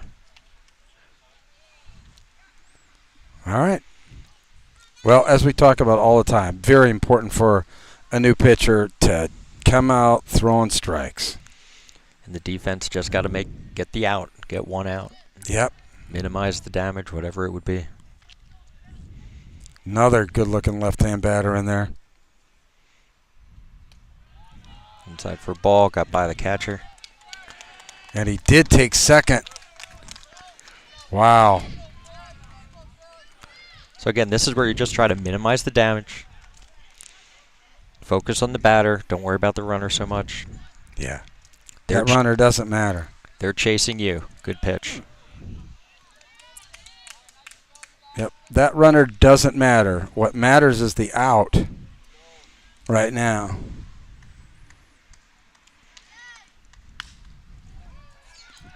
Get there. Liner. Did they get him? Yes, And they did! Wow! Beautiful play by the second baseman. Flips to the shortstop for the quick double play, and just like that, they're out of the inning. Joey Berg has had a phenomenal game He's at second base. He has been outstanding. Flawless defensive effort there by Berg tonight at second base. And again, huge momentum swing. Wow. Incredible. Well, thanks once again to our friends at Sweets and Eats Cafe for your support. Really appreciate it. We've got one more game here that we're sponsoring tomorrow night. Shillington takes on, I think, Beach Creek. And Sweets and Eats Cafe will be our sponsor for that game as well. We really appreciate their support.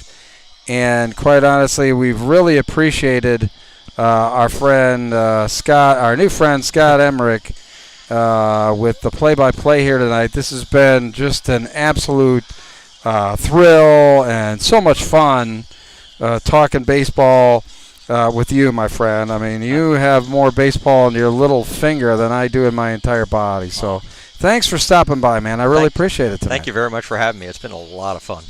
Well, we'll have to do this again sometime, man. Let me know. Yeah. I mean, we're definitely going to be doing some baseball, a lot more baseball next year, I can tell you that. You know, clearly here, so much good baseball is being played at Berks County. Quite honestly, a lot of it has to do with the weather. I mean, you know, it's kind of tough, you know, because the weather is so volatile, you know, with baseball and what have you. So. All right, coming up is 3-4-5 hitter Dante, Ethan, Matt.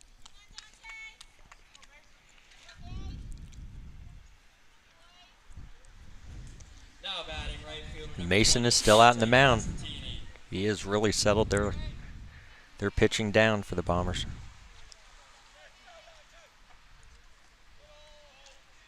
Yes, he has, and really kind of negating, quite honestly. I think, like you said, that the meat of this Shillington lineup has had a difficult time tonight.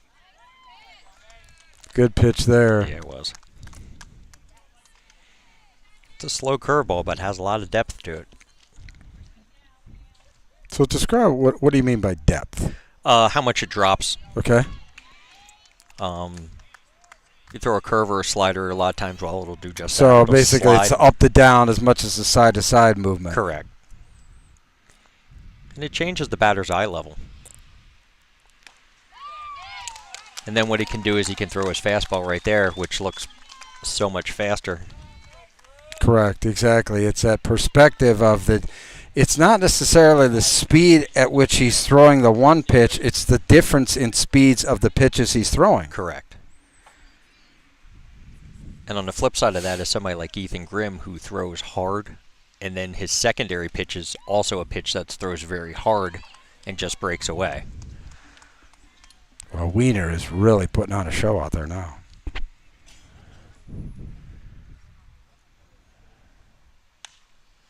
Foul ball. Ethan Grimm at the plate.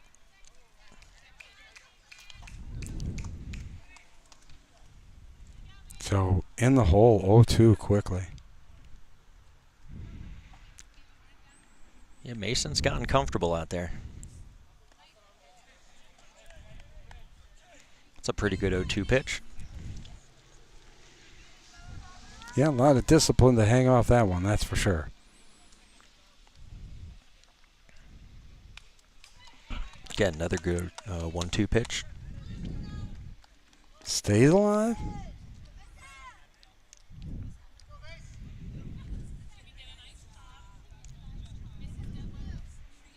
But I think, you know, overall, just a lot of fun watching this game. Just a well-played baseball game by both teams. It has been. With the exception of that, you know, obviously that one inning that kind of got a little crazy hitting the strike zone. It's been a lot of fun to watch. A lot of just good defensive effort and good pitching. Blew it right by him. And again, that's a solid pitch. Pitcher Matty Colich coming up. Pitcher number 11, Matt Taylor.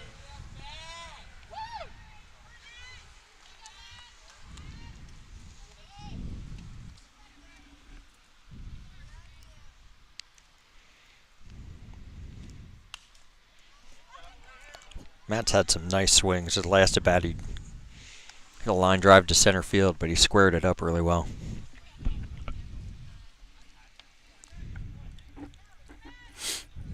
Still a good crowd on hand. Good cut. Again, this pitcher's 0-2. He is pounding that strike zone as well. He really is. He's. I'll be honest with you. He started out with those 6 balls, but he's kept the Shillington hitters off balance after that. Whew, and then he throws that slow breaking pitch. A lot of discipline to lay off that one. Yep. I don't think he expected it to break quite that much. 1 ball, 2 strikes. Mason goes into windup. The pitch. Good cut by Matt. He was on that fastball.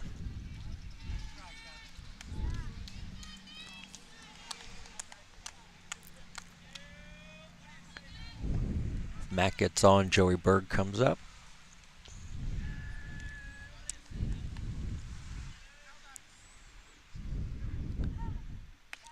Yeah, I mean, just no answer there. No. It's just good pitching. Well, bottom of the 7th time. Hold your breath there. Shillington Dodger fans leading 5-2 over Northampton.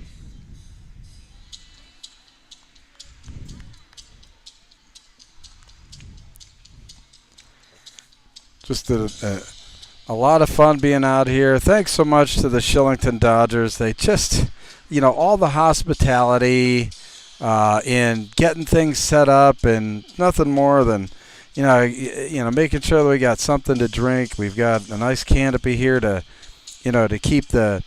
Early on, we needed the canopy to keep the sun off the camera and what have you, and just a tremendous job by them, and can't thank the Shillington Dodgers organization and Jeremy Wunderlich for all their support in getting these broadcasts on. I mean, just tremendous effort. They should be proud of themselves. I mean, this has been a great tournament, Scott. It has been. It's been fantastic. We have a new pitcher this inning. I think Bryce Wunderlich is in the pitch. Bryce Wunderlich coming out to close. Yeah, he's got to take. I can't see the number, but it looks like his build. So I'm gonna. Yeah, they're making him take the tape off his wrists. It is Wunderlich. So that means the left fielder probably went in to catch, and my eyes are not nearly good enough to see who's in left field at this point. Yeah, I did not bring the binoculars, and no announcement from the public address, so we're just gonna have to guess. Who do you want to put in left field? I don't know. It could be Matt. It could be Kohler. Yeah. Yeah, I mean, what's so funny about Bryce Wunderlich, and obviously going back to my days of baseball or whatever like that, but he reminds me so much of Dennis Eckersley. With the delivery and the flowing hair and, just all whipping around, lanky guy. So he's a little demonstrative out there at times. He was, and that's Bryce. That's his energy. Yep. Yeah, exactly. I mean, he reminds me of Dennis Eckersley. So, we're just kind of reliving our baseball youth here tonight on this Little League broadcast, but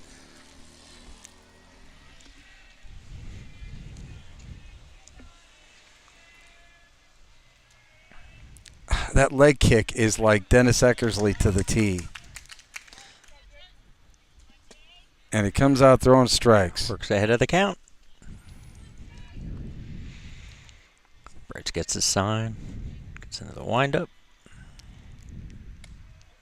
It's rare at any level of baseball to go from catcher to pitcher in between innings. Right. I think it's difficult because, I mean, you've been squatting down there the whole game. That's tough on you. I think for a lot of people it wears him out. But when you watch Bryce, you watch his body language, you watch how he moves. Energy is not a problem for him. No, that's true. I mean, he has energy. Energy and personality, yes. That's for sure.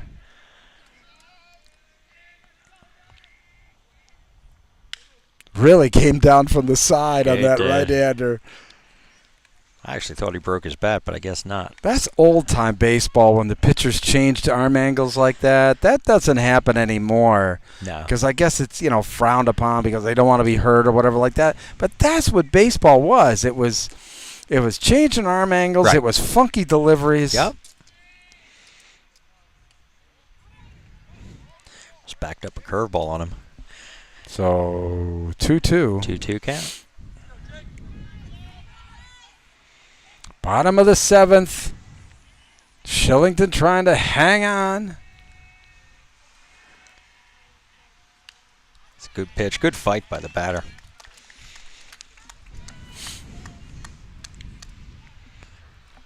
Definitely you don't want to lead off walk or anything like that. You want to make him earn it.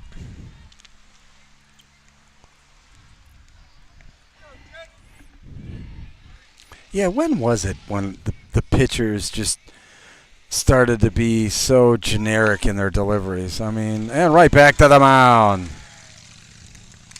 Yeah, I think once people started getting really specialized at stuff, they started going, hey, you need to be more consistent, you need to be more consistent. And sometimes I think it's when pitch counts became the overriding determination in baseball.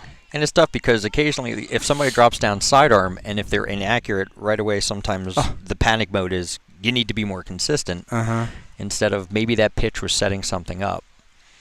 It's a good pitch to start. Strike.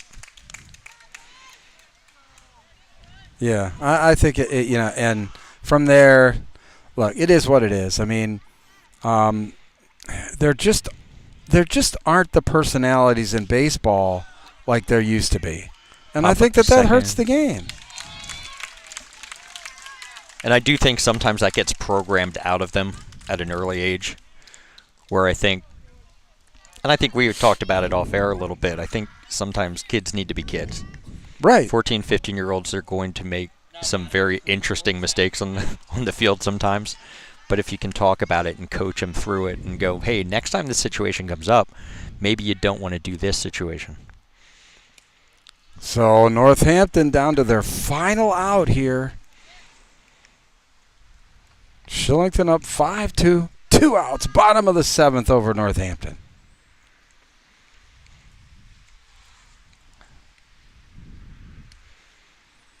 Oh, just boy, that was close. Outside, yeah. He's been consistent with that corner. He really has. I think that the home plate umpire has just done a marvelous job calling balls and strikes tonight.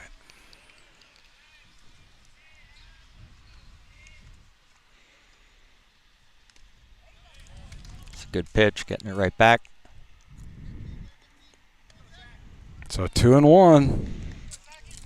Nobody on. 2 outs. Bottom of the 7th. Shillington trying for the win.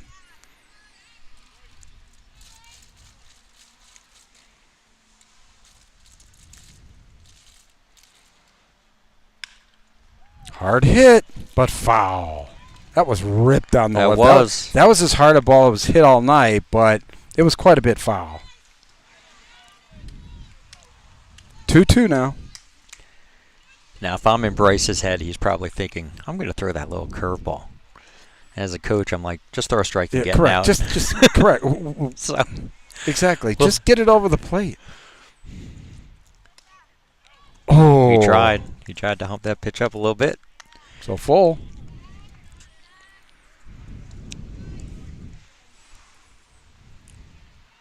But again, you saw it there with the flare on the mound. He brings energy. He brings enthusiasm. That's what your teammates want. They don't want a machine. Drops down. It gets sails way outside into the screen. Again, on the field, you're up 3 runs. You just need 1 out. They're chasing. Why not?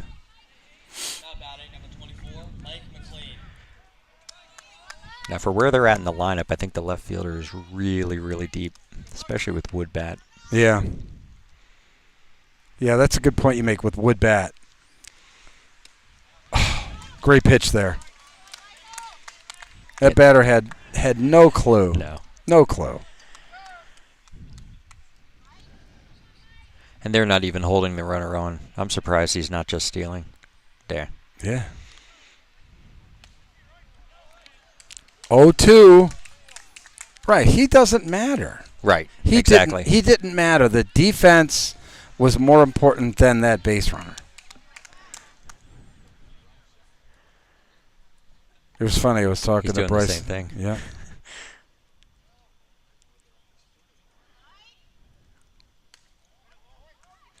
And maybe he's uncomfortable pitching from the stretch. I'm not sure. I haven't actually seen him pitch a lot, so. Interesting point that you make, but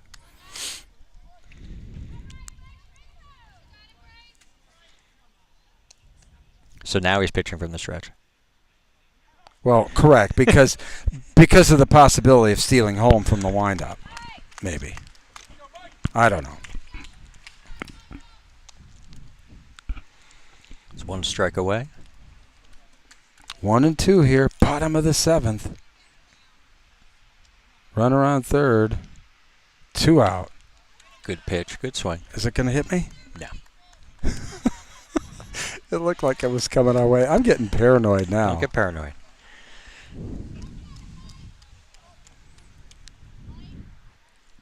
Down to their final strike, Northampton.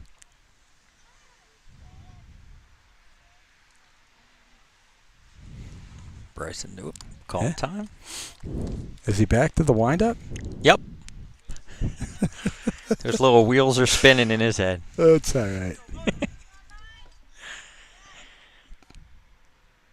The windup in the pitch. Way outside. Now, this is where you don't want to get too fancy. Exactly. You don't want to let just too fancy or too cocky. It's just some basic stuff, and that is you gotta get it by this guy.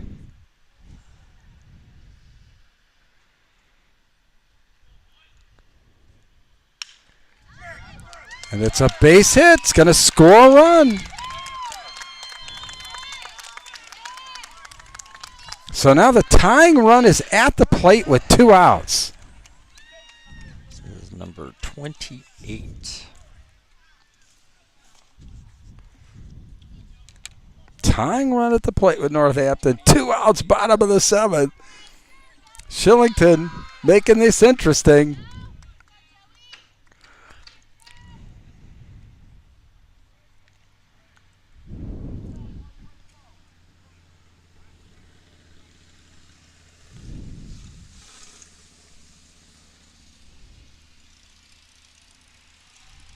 Oh, and he knocks it in the dirt, and the runner's going to second base. Yeah.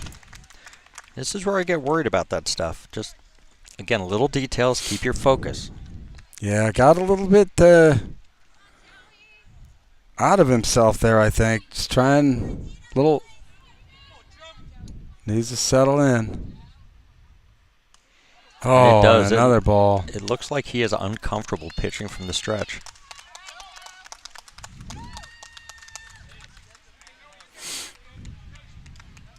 So 2-0 now, and a runner on third. There's 2 out. All this with 2 outs.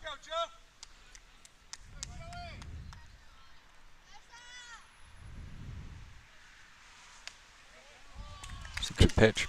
Wow, gutsy there with a breaking pitch on 2-0. And not all the parents agree with that one.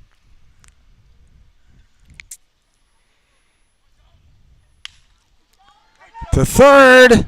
He's up with it and throws high. And out of play. That's going to score the run. And on to second base. Oh, my. And this is what we talk about, the game being so unpredictable, especially at this age. Momentum changes in a heartbeat. Oh, my gosh. This is now where a single ties the game.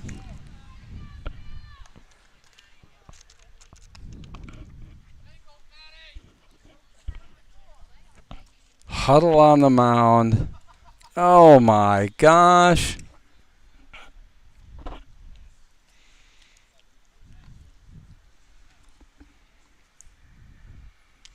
So if you're the manager out there, what are you saying? Decompress. Take a breath. Take a breath. You're 1 pitch away from this being done. That's correct. Exactly. There's 2 outs. There's nothing you can do about the last pitch. Nothing you can do about that last ground ball or the overthrow. Move on. You just need this batter. And it's easy to say. Correct. But it's really hard to do. Well, correct. But Bryce does have to keep him close. You can't just give him third base. And you can see the shortstop and second baseman, they're trying to keep him close.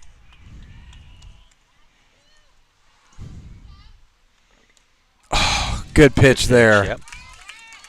Big pitch, getting ahead of the count.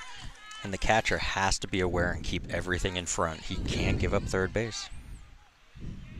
Pressure-packed situation here on RULON Griffith Field.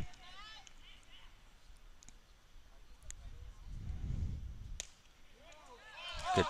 Boy, didn't go for it, but that was a great pitch. 50% of the parents are very happy with that call. 50% are. 50% are not as happy. Actually had some fans come back from the parking lot. We did.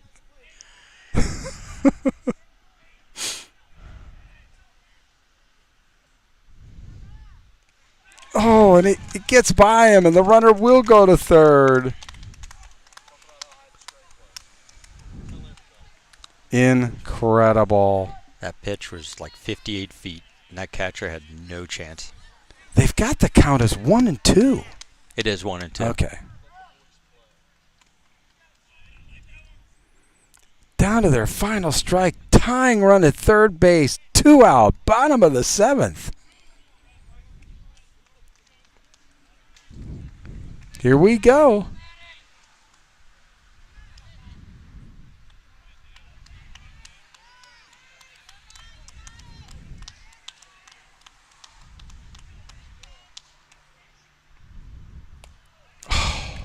Pitch up and away. 2-2.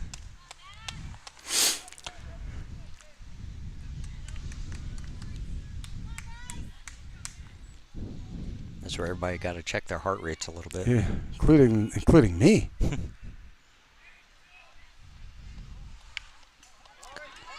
Pop foul. Good swing by the batter. It was. I mean, still 2-2. As you said, I mean, it just, who can compartmentalize the situation? Is it going to be Bryce Wunderlich? Is it going to be the batter? Is it going to be the catcher? Again, the game was almost over. We thought the throw. Right. We thought that we thought. And there's a foul ball. Correct. I mean, there's a ground ball to third and the tough throw to first, bringing going over the first baseman there. The runner then to second.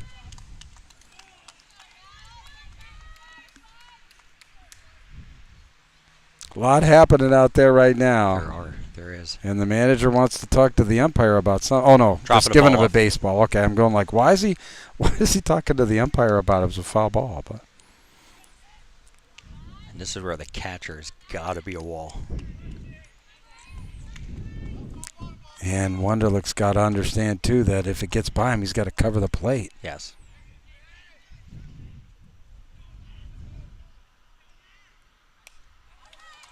You're fine. You're fine. You're fine. 100% you're fine. I'm just flinching on every foul ball here that's coming. It was close, but we weren't there. Okay. Still 2-2, bottom of the 7th, tying run on third. Oh my gosh. This is what makes these games awesome. Oh yeah, right. And it's in the hole for a base hit to tie the score. Wow. Incredible. And all this with 2 outs. All this with 2 outs. 3 runs by Northampton with 2 outs. Ties the score at 5 in the bottom of the 7th. Normally, during these games, I'd be panicking, but I still have plenty of battery left in the tablet, so. Hey, look, I mean, he's got to concentrate on getting the third out. Yeah.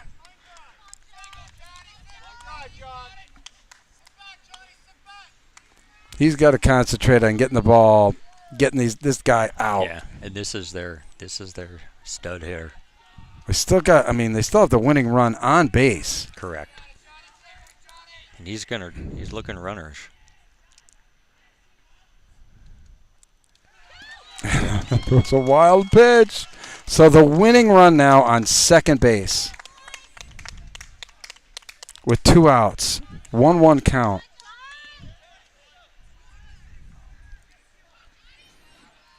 It's Bryce Wunderlich's game to win or lose. Yep. There's nobody warming up.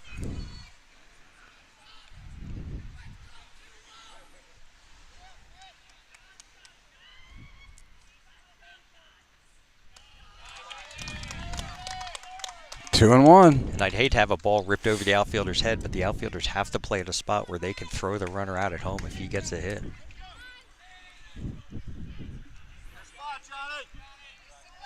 This is their 2-hitter.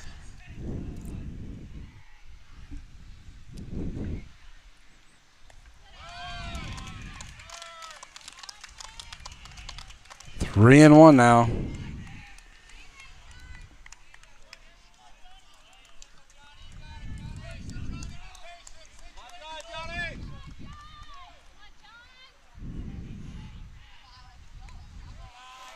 And he walked. Oh, it was called a strike. Man, that was so deliberate. Wow.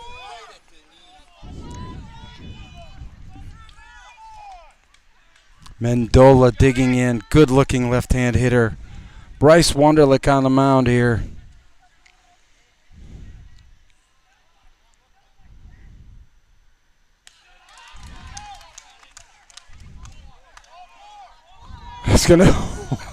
I was wondering whether anybody lost track. So it is a walk. Another 3-hitter, Sam's coming up.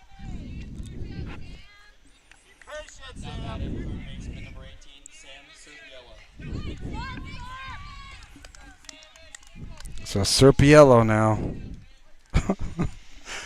How about this, Scott? It has gotten interesting. It's a good pitch.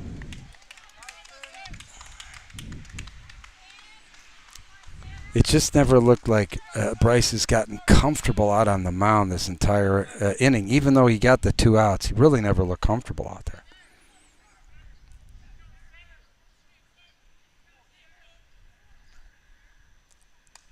Yes, he did. Good pitch. So 0-2.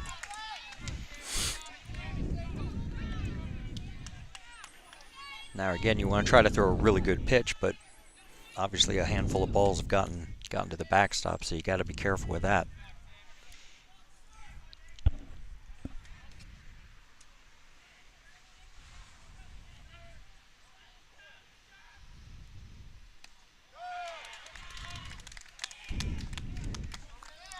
Well, the winning run on second base, a 1-2 count, bottom of the 7th here for Northampton. They're 3-hitter up.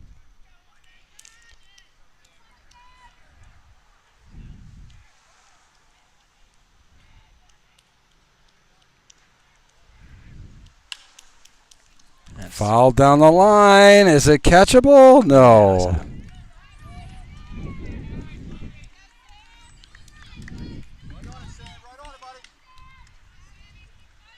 Sam Serpiello trying to be the hero for Northampton.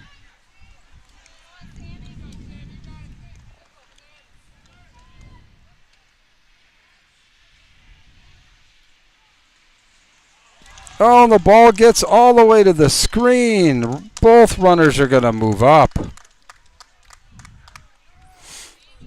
Now this is where I was concerned because the pitcher didn't cover home plate on his. Just on an effort like this, we have to go after everything. A lot of 2s out there again. A lot of 2s.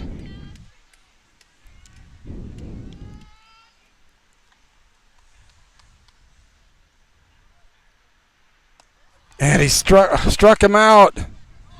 Will he throw him out? He did. So the drop third strike. Still some drama, but it's extra inning time. Extra baseball here at RULON Griffith Field. We've got extra innings going to the top of the 8th. Shillington and Northampton tied at 5. Northampton, as you said, Scott, 3 runs in the 7th inning with 2 out. Yeah, nobody was on base. All that was with 2 outs. And that's where we talked about every time. Just get the next out. Just get the next out. And it never came. And a new pitcher there for Northampton. Number 17. 17 would be Jack Albright. Jack Albright. We'll see what information I can get on Jack here. He's one of their bigger arms through 31 innings this year, 34 strikeouts, 9 walks. And a big boy, too. Yes. He had a .44 ERA. Wow. So Northampton pulling out all the stops for this win. They got back at it. They're like, I'm going to try to take this.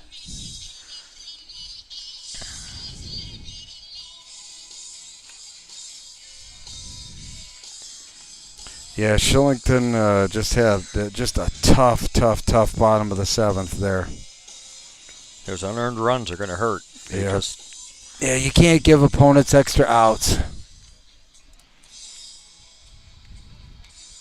And he's out there like warming up, throwing nothing but curveballs. I figured he'd be just pumping aspirin tablets in there.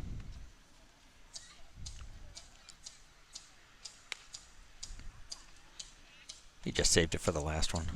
Yeah, a game really, even though we're going into the 8th inning, about 2 hours old right now. So, I mean, it's moved along fairly well.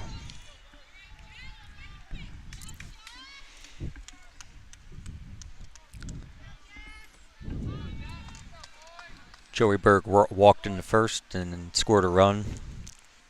He's played a really good second base tonight. And he starts him off with a strike.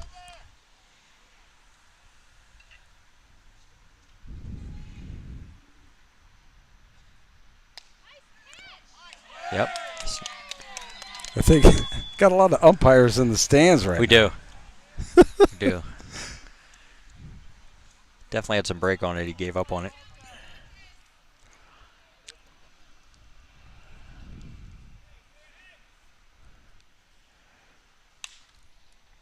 Ground ball right to the line drive. Line drive right to the second baseman there. Hit on a rope, but right at him. 1 out. Squared that up nice. Now batting, first baseman number 44, R.J. Weaver. So Weaver, who's been really quiet tonight. 3 walks.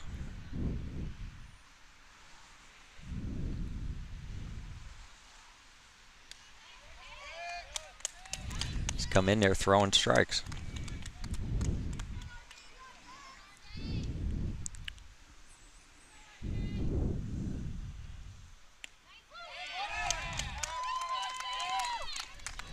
Northampton fans are sure fired up. Like I said, we actually had some of the, I think they were Shillington fans come back from the parking lot. Yeah. Just a bit high. Yeah, I think a lot of people thought this game was over, but yep. If you watch enough of these youth games, they're not ever over until.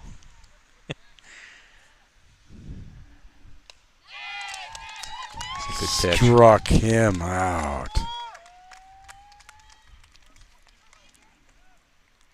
So quickly, 2 outs.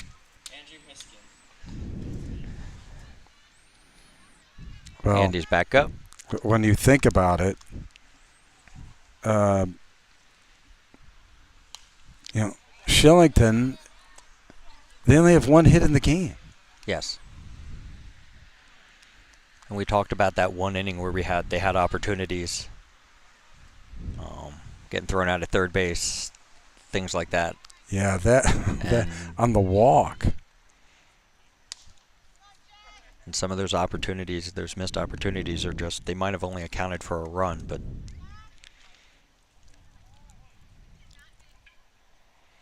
this is where these kids will all learn from this stuff. They'll put it to memory. They'll remember it next time the situation comes up. Yeah, look, I mean, this is obviously they still have a lot of base. This is junior legion ball. They still have plenty of baseball ahead of them.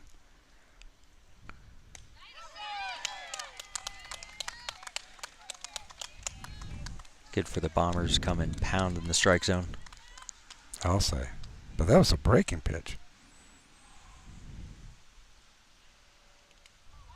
In the dirt, and boy, the umpire really got nailed on that one. Again, we jinxed it. Yeah, I think it got him right in the hand.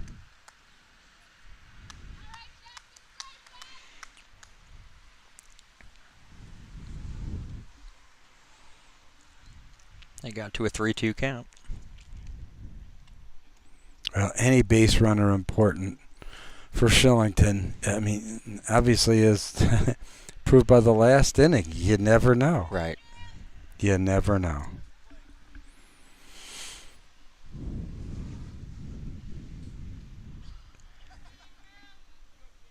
Looks like he put all his fingers back where they belong.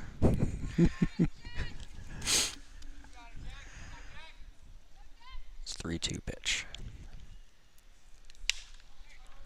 Slow grounder to short.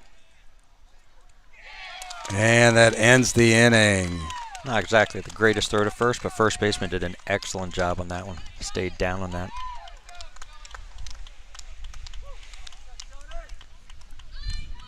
Bottom of the 8th time. Northampton an opportunity, hey, to win this one. Want to thank once again our friends at Sweets and Eats Cafe for sponsoring these games here on SSP Network, actually the home of Sports Solutions Marketing. SSP Network, our home for all of our broadcasts. Get the logo up there. There it is, SSP Network. That's our YouTube channel where you see all the highlights and all of the games and that. So all of our podcasts reside at the YouTube channel SSP Network.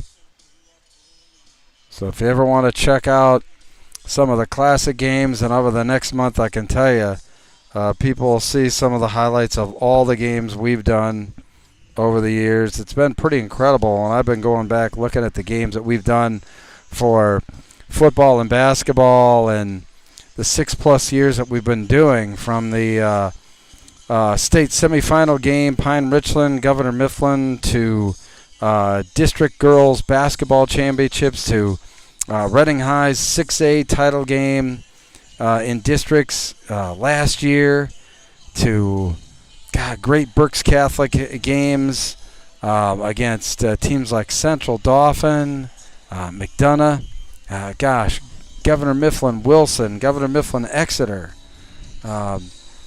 Just incredible the matchups that we had. Overtime game a couple years ago between Wyomissing and Pottsville. Just classic games. All of those games still on the YouTube channel, SSP Network. Take a look at it. Still have a lot of great memories to take a look at, especially all the basketball games. So thanks for your support, fans. Leading off the top of the 8th, their 4-hitter O'Neill.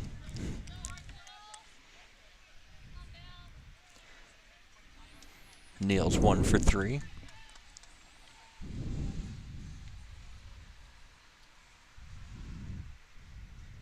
Looks like he hurt himself on that pitch.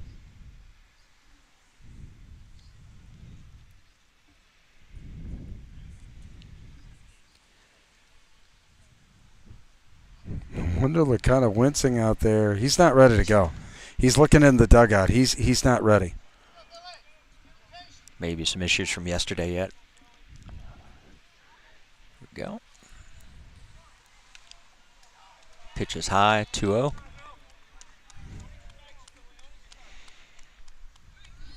Well, there's nobody warming up, so it's his ball game to win or lose.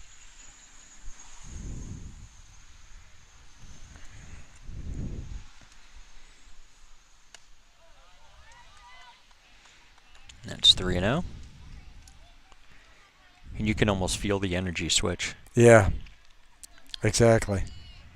A lot of slumped shoulders out in the field there are the Dodgers right now. Good pitch there, though.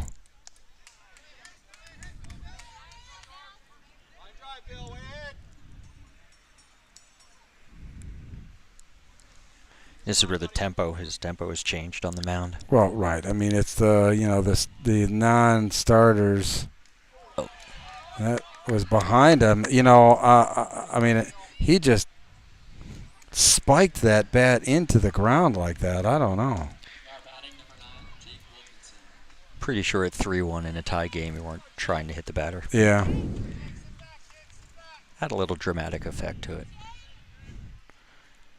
This situation, I'm curious to see if the coach bunts him over to second. I got to believe he is. I would think he would. Shillington defense has really had a tough go of it for playing so well through 6 innings. 7th inning was a little bit tough.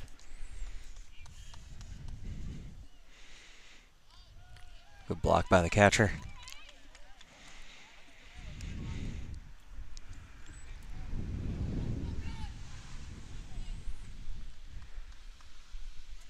In this where you hope a teammate makes a play. Which again tries to light a fire to get some energy back.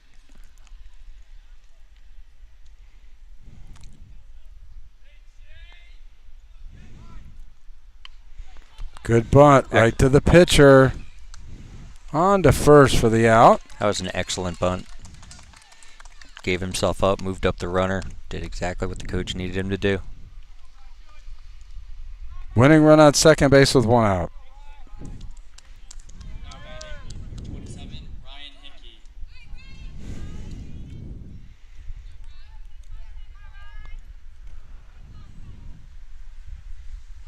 So Ryan's 0 for 3 today, but he has a chance to walk it off. Bryce works ahead in the count.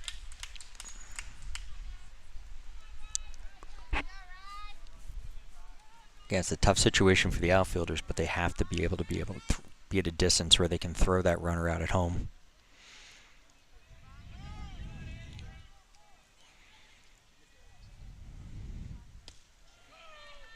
Took his time with that delivery, trying to freeze the runner at second base. I think that's good that he's not really consistent with his delivery. Keeps the runner guessing. Varies his timing. He's done a good job of that. Ball. Good job by the catcher.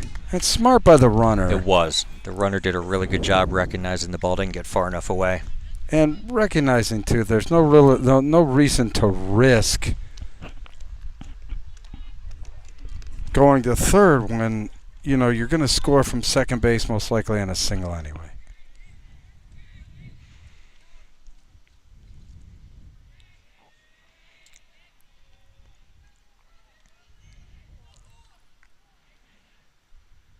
Good pitch.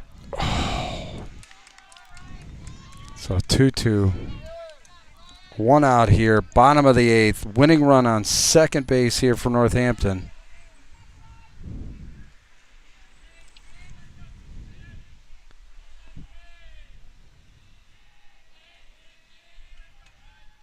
Good job by Bryce varying the looks. Outside 3-2. But you're exactly right. I mean, it keeps the runner close where, you know, a base hit to left field most likely is not going to score that run. That's going to be strange, but a walk here isn't the end of the world because it sets up a force at first. It Second, actually does set up the defense a lot better.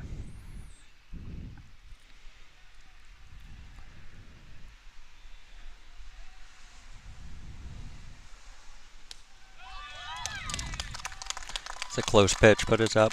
And right, and that runner at first base doesn't mean anything. Correct. But there, like you talked about, there's more benefit by now you've got a force at third. And here's the catcher. This kid's done a fantastic job for them behind the plate. Yeah. Zach Apt. Popped it up. Should be infield fly rule. I didn't see it called, but then again, the umpire was out of my screen of vision. So now 2 outs. Now batting number 17, Jack Albright. And here's the pitcher. Big boy there, this He is. Albright. Absolutely. Infield got to keep the ball in play. Keep it in front of you at all cost. It's a good pitch. So Sometimes the umpire is so deliberate I can't even tell if it's a strike or a ball. Not that there's anything wrong with that. I've guessed wrong a couple times tonight. 0-1 count.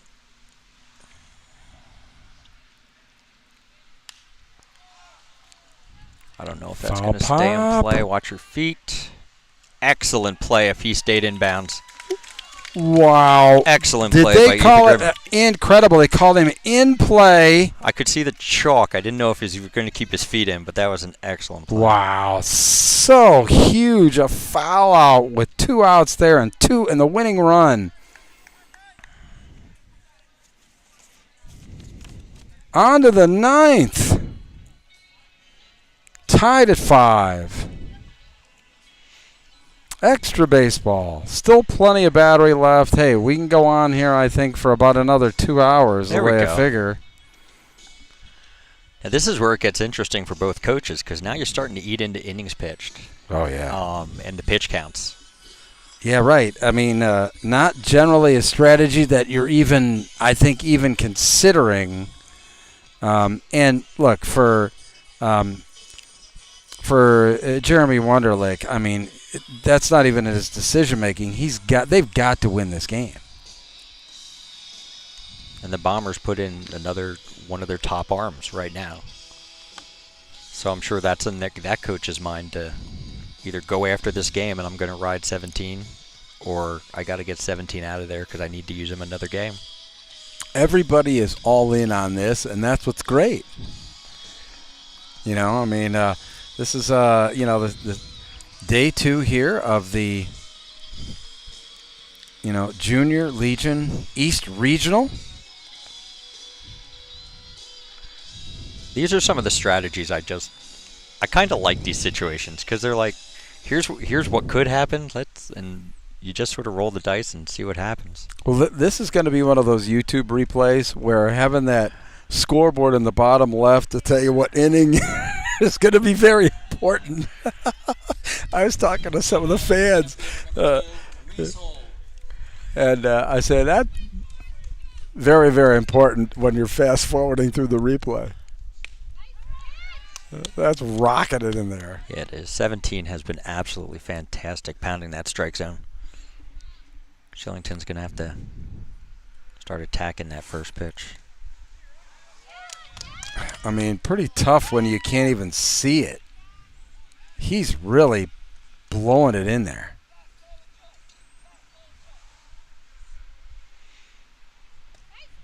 It's outside. Nice spot, though. Very good location, especially in an 0-2 pitch. But that's pitching. That's just a really good job.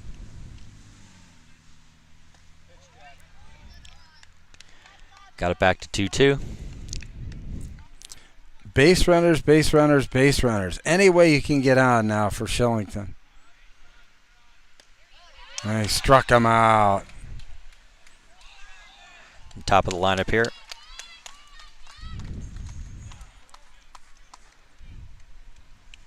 Now batting shortstop, number 34, Bryce Detweiler.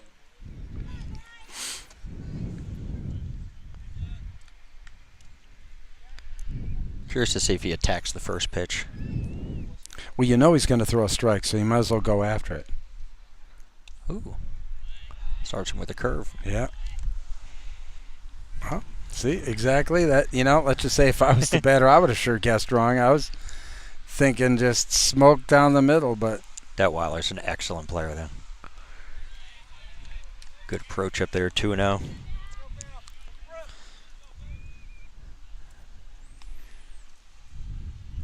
Gets into a good count for himself.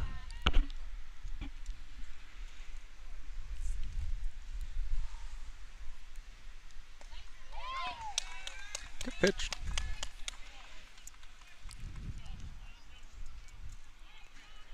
See Bryce drive one in the gap here.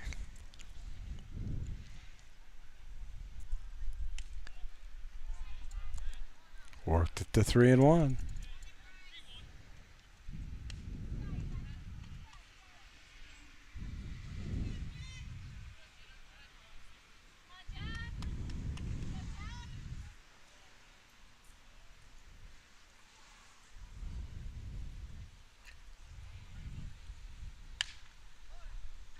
Right to the shortstop. That first baseman has bailed him out a couple times tonight. Absolutely. He's done well. There's been a couple of throws in the dirt. First baseman's done a really good job on those picks. Now batting, pitcher number 4, Bryce Wonderlick. So Wonderlick, who's been nicked up the last couple of nights here. 2 out, nobody on. Top of the 9th. Extras here at RULON Griffith Field.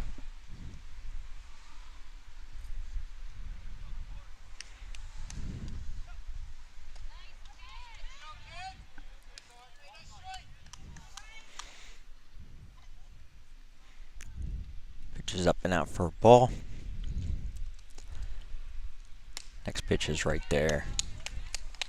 1-1. This is where you hope Shillington's players just don't try to do too much.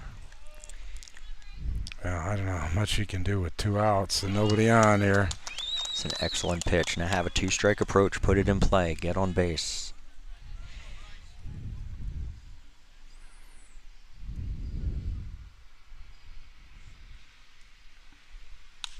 Good fight.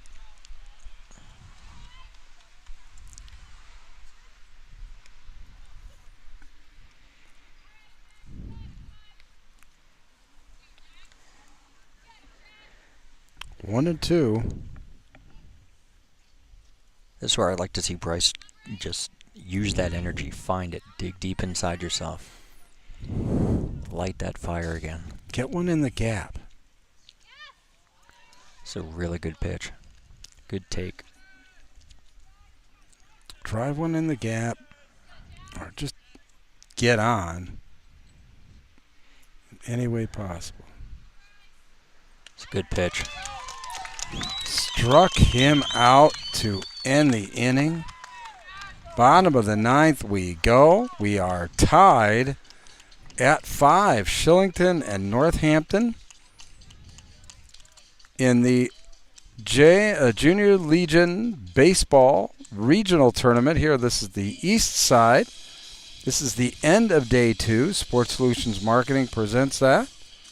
Want to thank everybody for hanging with us. Wow, extra innings. Can you imagine how people are like hanging on edge, my friend Scott? I mean, viewers have got to be, pretty good. And look, if you have a business, Sports Solutions Marketing has all types of advertising opportunities for our fall sports packages, for football.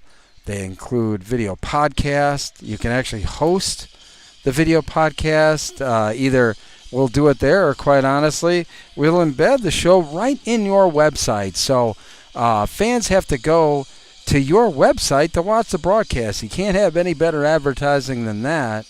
A lot of different opportunities on social media.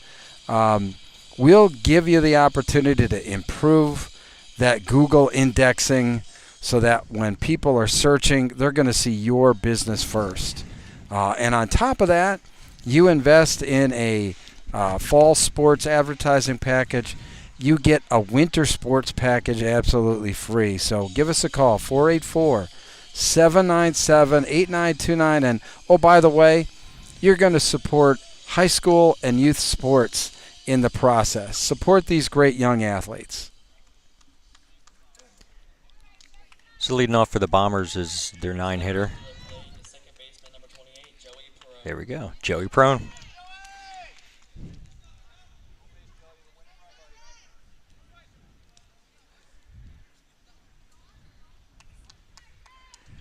So Wonderlick's still on the mound. Good pitch. That was a really good pitch.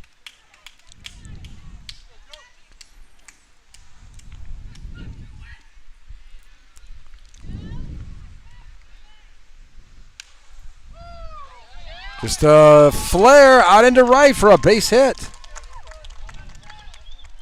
Oh, and the runner's hurt. Oh, my. What happened? I'm not sure. I was watching the ball in right field, but I saw him limping around to first base.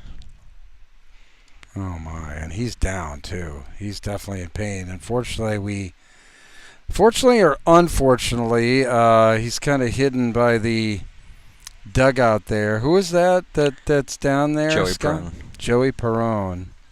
So, unfortunately, he is down. Not entirely sure, and we don't like to speculate on injuries and what have you. But he's up. Hopefully it's something as simple as just a leg cramp. Yeah. No, that's absolutely right. I mean, that's another thing, too. I mean, going as long as we have. I know everybody says hydrate, but, we're in just about hour 3 of this ball game. So, I know for us announcers, it's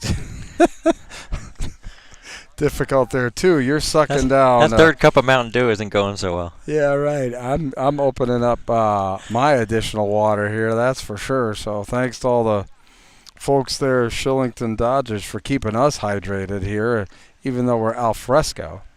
So runner on first there with a base hit.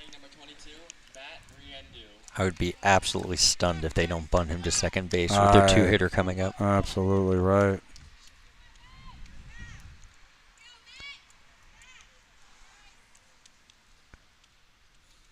Well, you're stunned. I've been stunned before. He's certainly not going to try and steal since he just hurt his leg.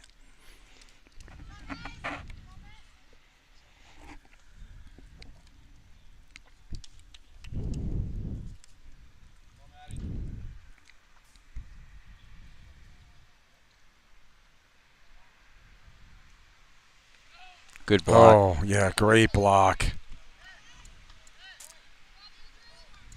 So 2-0. Runner on first here.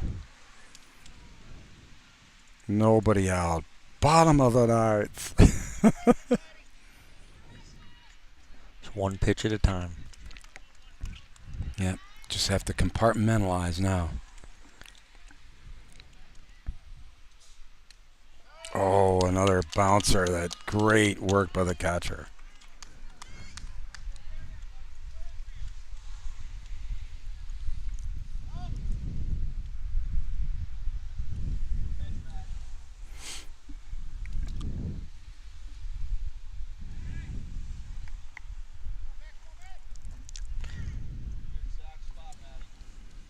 Nobody warming up in the Shillington bullpen, so. Yeah, this is his game. Yep.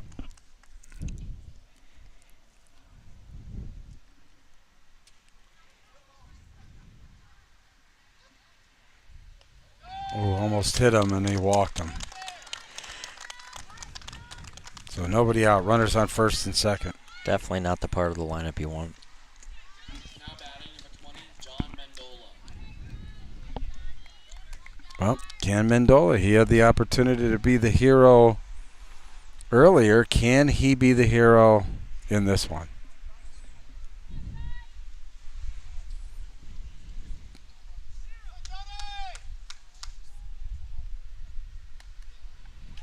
Inside. So they're probably going to take a strike before they offer to put a bunt down. I would agree. I would agree.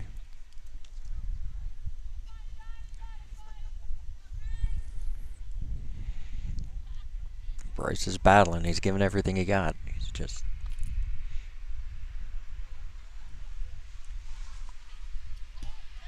Interesting. The shortstop was running all around the left side of the infield. I don't know what that was all about, but bottom line is it was a wild pitch, and now runners are on second and third. Not that I almost think you walk him now to create a force everywhere. I would agree. I think right. They're going to give him the intentional walk to create a force at every base. There's nobody out. No.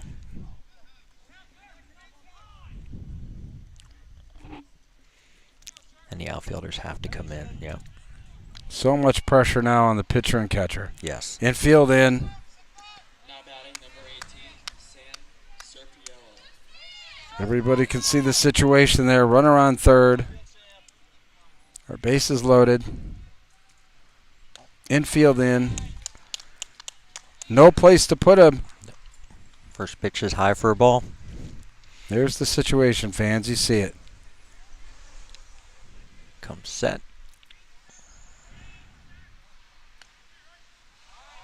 And a good pitch there. Pressure packed right now.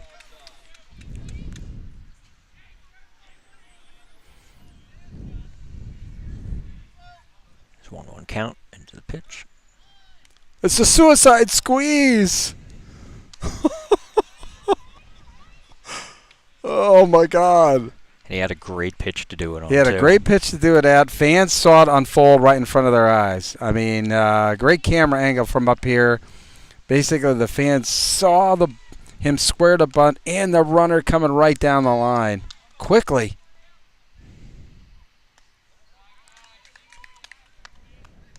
So 2-2 the count.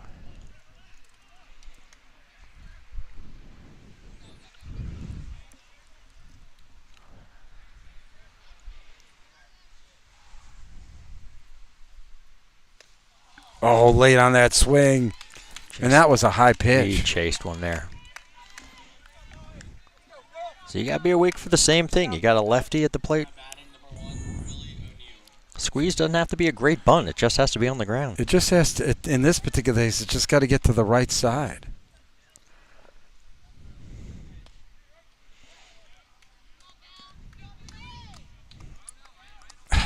I guess that was a strike. Yes. That's what the scoreboard said. I Yes. didn't see a signal. Sorry about that. He was coming again, a suicide squeeze, and that wins the game. And you knew it was coming. And he's hurt. Was that the same leg? I don't know. I'm hoping it's just like a leg cramp, and he's not.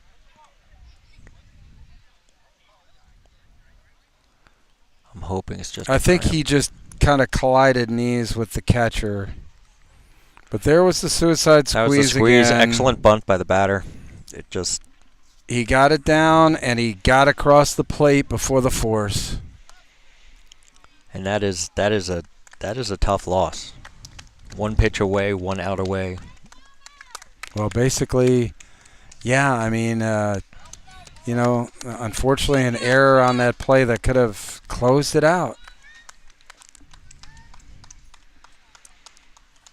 But I had a great time here tonight. Yeah, I really did do too. appreciate you. Oh, it was a lot of fun, Scott. I mean, final score from RULON Griffith is Northampton 6 and Shillington 5. We want to thank, hopefully, all these fans for sticking with us on this one. Went over 3 hours on this broadcast, but hey, it actually didn't feel like it. I mean, it was really kind of a snappy game, but unfortunately for Shillington, look, even through the whole game, what do they still only end up with? One hit? Correct. 5 runs on 1 hit. Northampton, they kept grinding. They kept kept battling. grinding. And They never get, it's the whole thing. Never give up. They were down to their final strike. A couple times, a couple batters. And they pull out the 6-5 win. Obviously, not the end for Shillington, but boy, they're, let's just say they need a lot. First off, they'll need to win tomorrow night, which we have the game with Beach Creek at 7 o'clock. They're going to have to win that game. And, hope that everything kind of falls their way, I think, to get to Monday. That's for sure. It's going to be a pretty tall order for the O2 teams, but I think from what I saw, one of the O2 teams I think will get in. So Okay. We'll see what happens. But anyway, Scott, thanks for hanging in. Really appreciate it. Thanks for all of the fans. Thank you, sir. And for Scott Emmerich, I'm Bruce Badgley. Thanks for hanging with us here as Sports Solutions Marketing presented the Junior League Legion Baseball Tournament. The final score in 9 innings, Northampton 6, Shillington 5. We're back at 7 o'clock tomorrow with more Shillington Legion.